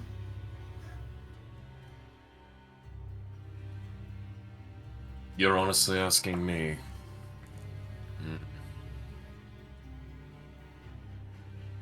Well, you're clearly not a fighter. I thought you were a brain guy. Hart, would I know anything? Not with that. Yeah. You didn't pass the insight check, so unfortunately, no. You didn't pass the insight check, which means by fault you Yeah. failed the medicine check. I thought he might have like magic or something. That's what Bach's asking about. You have ways of checking on people, like with detect magic, but you're not a healer. So maybe, Yeah. but without more insight into what's happening, that's a hard question to answer. I'm not so certain, Bulk. I could attempt magic in a sense of seeing if something's affecting him magically, but even then, I'm not of the medically gifted sort. So it's kind of looking for a needle in a haystack for me. I kind of want to see something.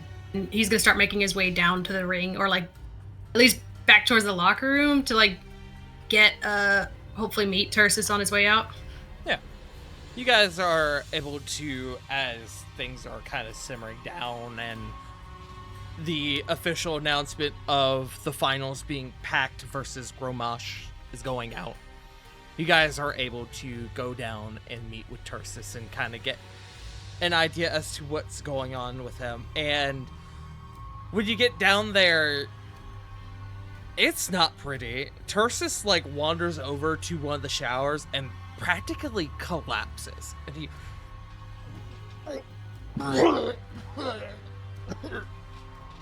throwing up this nasty, nasty looking bile. Fuck. Now, I will say, the only people who would really truly be allowed in here would be Bulk, because they mistook you for one of the fighters. You can likely get away with that again. Pact and Copper, because Copper is Pact's manager. Lath and Solomon, if you may be one of you may be able to get in with an alibi from Copper, but that would require a persuasion check on Copper's part. I mean, sure, why not?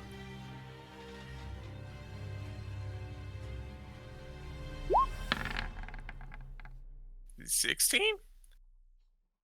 I'd allow a 16.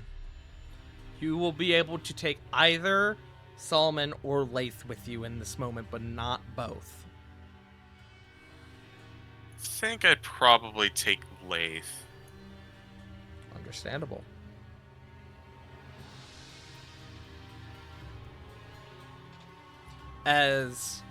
So it is in this moment, it is Bulk, Pact, Copper, and Lath. Solomon, you're still kind of hanging out, waiting for them to return. Eventually, and I'll tell you this above game, you'll likely meet up with Simmery and Cube before the four of them return, but that's something for later. As the four of you are there with Tursus, he's kind of laying there in the shower. He goes, "What the hell do you want?" So above game, like we definitely see the like him just throwing up all kinds of yucca, right? Like all kinds of. Yeah, he is actively vomiting, and it is not pretty vomit. There's some blood in there now that you don't know if it's a result of what is affecting him, or if the blood is a result from him getting rocked during the fight with Gromash. Okay, because Pact has antitoxin, but I don't remember. I don't remember. That's the wrong turn of phrase. I didn't want to like meta and just hand it to him just to see if that would help or anything. So like reasonably, Pact could in this moment, given Gromash's reputation and the weirdness of what just happened, you could probably sense that foul play is involved, but you don't necessarily know in this moment that it's poison per se. I'd say give Lath another crack at a medicine check and see, or yourself for that matter, and see what the result of that is first. Help Lath. I was gonna say I would like to give Lath assistance. Okay. Then Lath, go ahead and make me a medicine check with advantage, or if you have a spell for this, 16. You get the impression now that you're seeing this, there's likely been some foul play involved. You get the impression that, especially checking his vitals, checking and making sure he's good, looking at the vomit here, which again is not pretty, you get the impression that this man is under the effect of some pretty low grade poison, something enough to take him off his game. Okay. Excellent. I got it prepped this time. Yeah, you did. Good.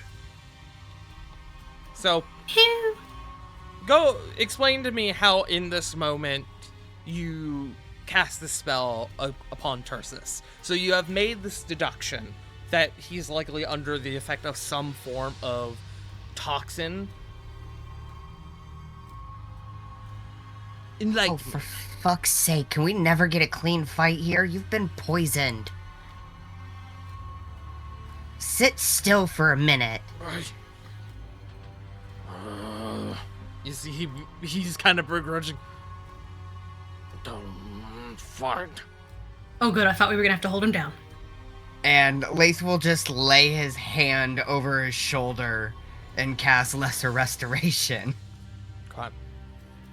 You cast Lesser Restoration upon this man, and you see that holy energy course through his body, and he... Oh! Fuck. Hey, that's better. How do you figure that out?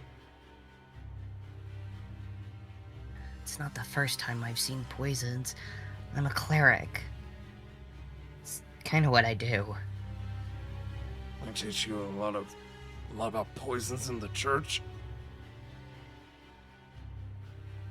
You'd be surprised how many people try to poison, churchgoers. As he's slowly rising. That's pretty fucked up. Ugh. As he's finally, rising to his full height. And this man is big. This man is, bulk level big.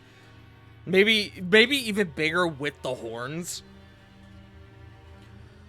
I appreciate the help. Name's Tarsus, but figured if you're here helping me, you probably knew that already. Which begs the question, what do I owe you? You don't owe me anything. My name is Lath. Lath, make me... I know you're being genuine. Make me a persuasion check, just real fast.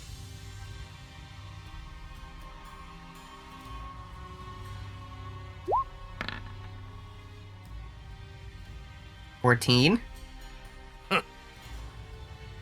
You're a weird one, Stir Fry, but I appreciate it. Stir fry! I meant to say... Stir fry! I meant to say fish... I meant to say fish fry, but we're gonna stick with stir fry. Stir fry is much better, though. Stir fry is... It's- Fish fry is great. Better. Fish fry was It's what I because- meant, but It's because of the hair. it's because of the hair, yeah. You're an odd one, Stir Fry, but you're alright by me. I appreciate it. And, grasshopper, right? Yep. I guess you have something to, look forward to in your next fight. Hey, kick his ass for me, for all of us. Guy's a fucking shit heel. Pac will raise his fist up. Not gonna lie, I was hoping to face you in the final. Hey, I ain't going anywhere. We'll have our chance. And he'll return the fist bump. And he'll actually then offer it to you, Lith. Lath absolutely would. Appreciate you folks. Eh, yo. When I Smile. when I win and take the championship as well, I'm giving you a free shot. Yeah, I like you. I know you're like the new guy around here, but you're fun. With that, I'm gonna go home. Too much craziness Rest for my well. liking. Sounds good. Just rest well and be safe out there. Sure thing. And he is gonna make his way. You have a bit of insight as to what happened. You have a bit of insight into your upcoming opponent, Pact. But we are at time, so we will have to tackle what adventures Q and Simri got themselves into next time. But we are going to have to end there for the evening. Thank you all for hanging on out. Yay! Yippee!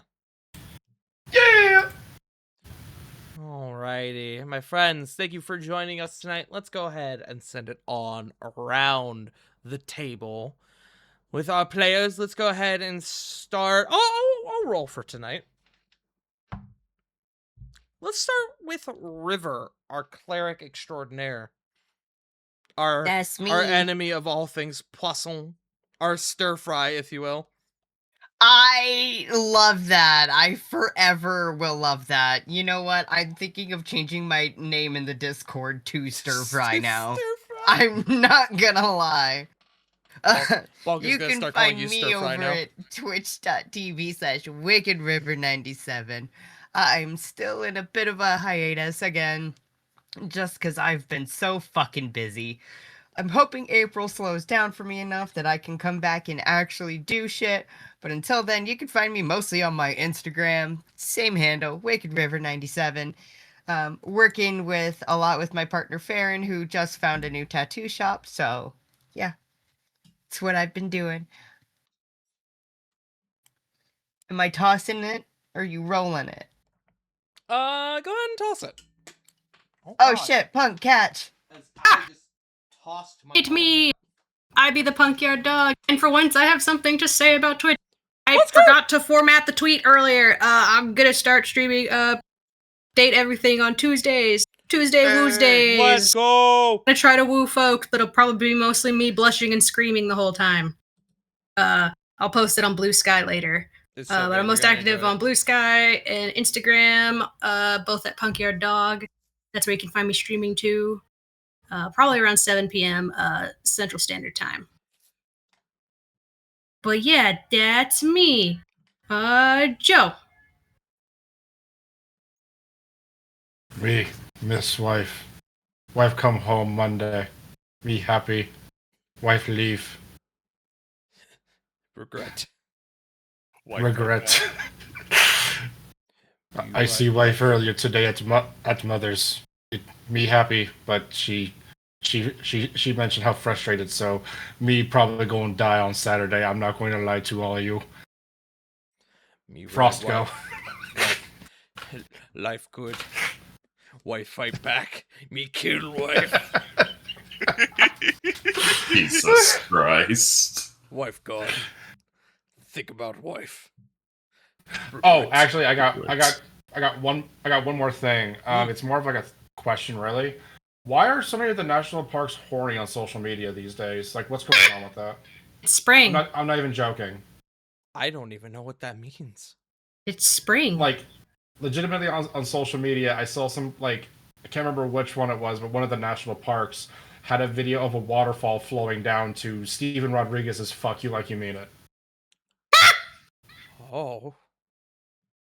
Oh. And it's just a bunch of like old like baby making songs, like R&B baby making songs that has like continued this trend. Oh my It's God. weird and crazy. Oh my God. I'll show you when we're not in call. I'm excited. I don't think I've ever been more excited for a video of a waterfall in my life. Anyway, Frost, please save me from myself because I can talk about this legitimately for like an hour. There ain't no saving you, bro. J. Cole's words don't save you. You don't want to be saved. Hi, everybody. Hi, everybody. Twitch, Twitter, JFrost747. Find me there. Find me on various Good Beans channels. Busy with fatherhood. Hope everyone is doing good and had a happy Easter. That's it for me. Bun. Hello, I am Bun. My energy massively dropped off about 20 to 25 minutes ago, so I'm glad we didn't do the thing. Oh, perfect. By J Frost tonight. But yes, I am Bun, Flustered Bun across the interwebs like Blue Sky, Ko-Fi, YouTube. Fuck Twitter, I'm not there anymore. I don't know what streams this week. I currently don't know Tart schedules, so if anything, maybe see me Tart stream if we're streaming Kingdom Hearts 1 again. probably see me there on these channels. If not either of those, you'll see me back here Sunday. CG. Hi, I'm CG. You can find me bullying Punk in the Discord. You can also find me not this Tuesday, but the next Tuesday for Death to Zariel and this game, and that's basically it. Tart. Oh yeah, I guess that just does leave me. Guys, gals, and non-binary pals, hello, and thank you for tuning on in tonight. I have been your humble dumble master and your host, the one and only Pudding Pastry, the Farting Tart. Oh, it's been a hell of a week, gang. Been a hell of a week. But I did just finish my first archipelago, and that was really cool. It was something. It was something. We had to cheat. Just a sure smidgen. did. We had to cheat just a smidgen. Because we don't have to otherwise use it was BizHawk, going to apparently. take a very long time for anyone to finish any of their runs. So, Yeah. no regrets. But yes, you can find me at twitch.tv/fartingtart, where I am a dog VTuber. I prioritize, or I have a bit of an emphasis in Souls-likes and horror games, also challenge runs and randomizers and the like. The next time I will be live on that channel is likely Wednesday, but I'm gonna get back to you on that. Again, things are just very, very busy at the moment, so a couple things are just kind of up in the air at the very moment. But we are currently still on track to do more of the Uno tournament this week. I know we were meant to have a game earlier this afternoon. We had to reschedule it because our poor friend Kale was not feeling well. We are very, very likely going to be moving that to next Wednesday, the 15th, for that game in the losers bracket. But more information on that a bit later. But yeah, later this week I am going to be starting up my Dark Souls 3 randomizer once more. So tune in for that. It's going to be a good time. But until then, we're gonna get out of here because I actually do need to get out of here. So we are not going to raid into anyone tonight. I'm just going to send you on your way. Fly, my pretties. But thank you all for joining us. We love you all so very much. And tune in next week, where definitely no bad things will happen. But Totally not. yes, to that end, I thank you all won't for stab joining. someone. You won't stab someone, probably, maybe. But to that end, thank you all for joining us. We love you all so very much. And remember, as always, Black Lives Matter, trans rights are human rights. You are loved, you are valid, and if no one told you today, you fucking matter. Happy Easter. We'll see you all next time. Bye-bye! Bye.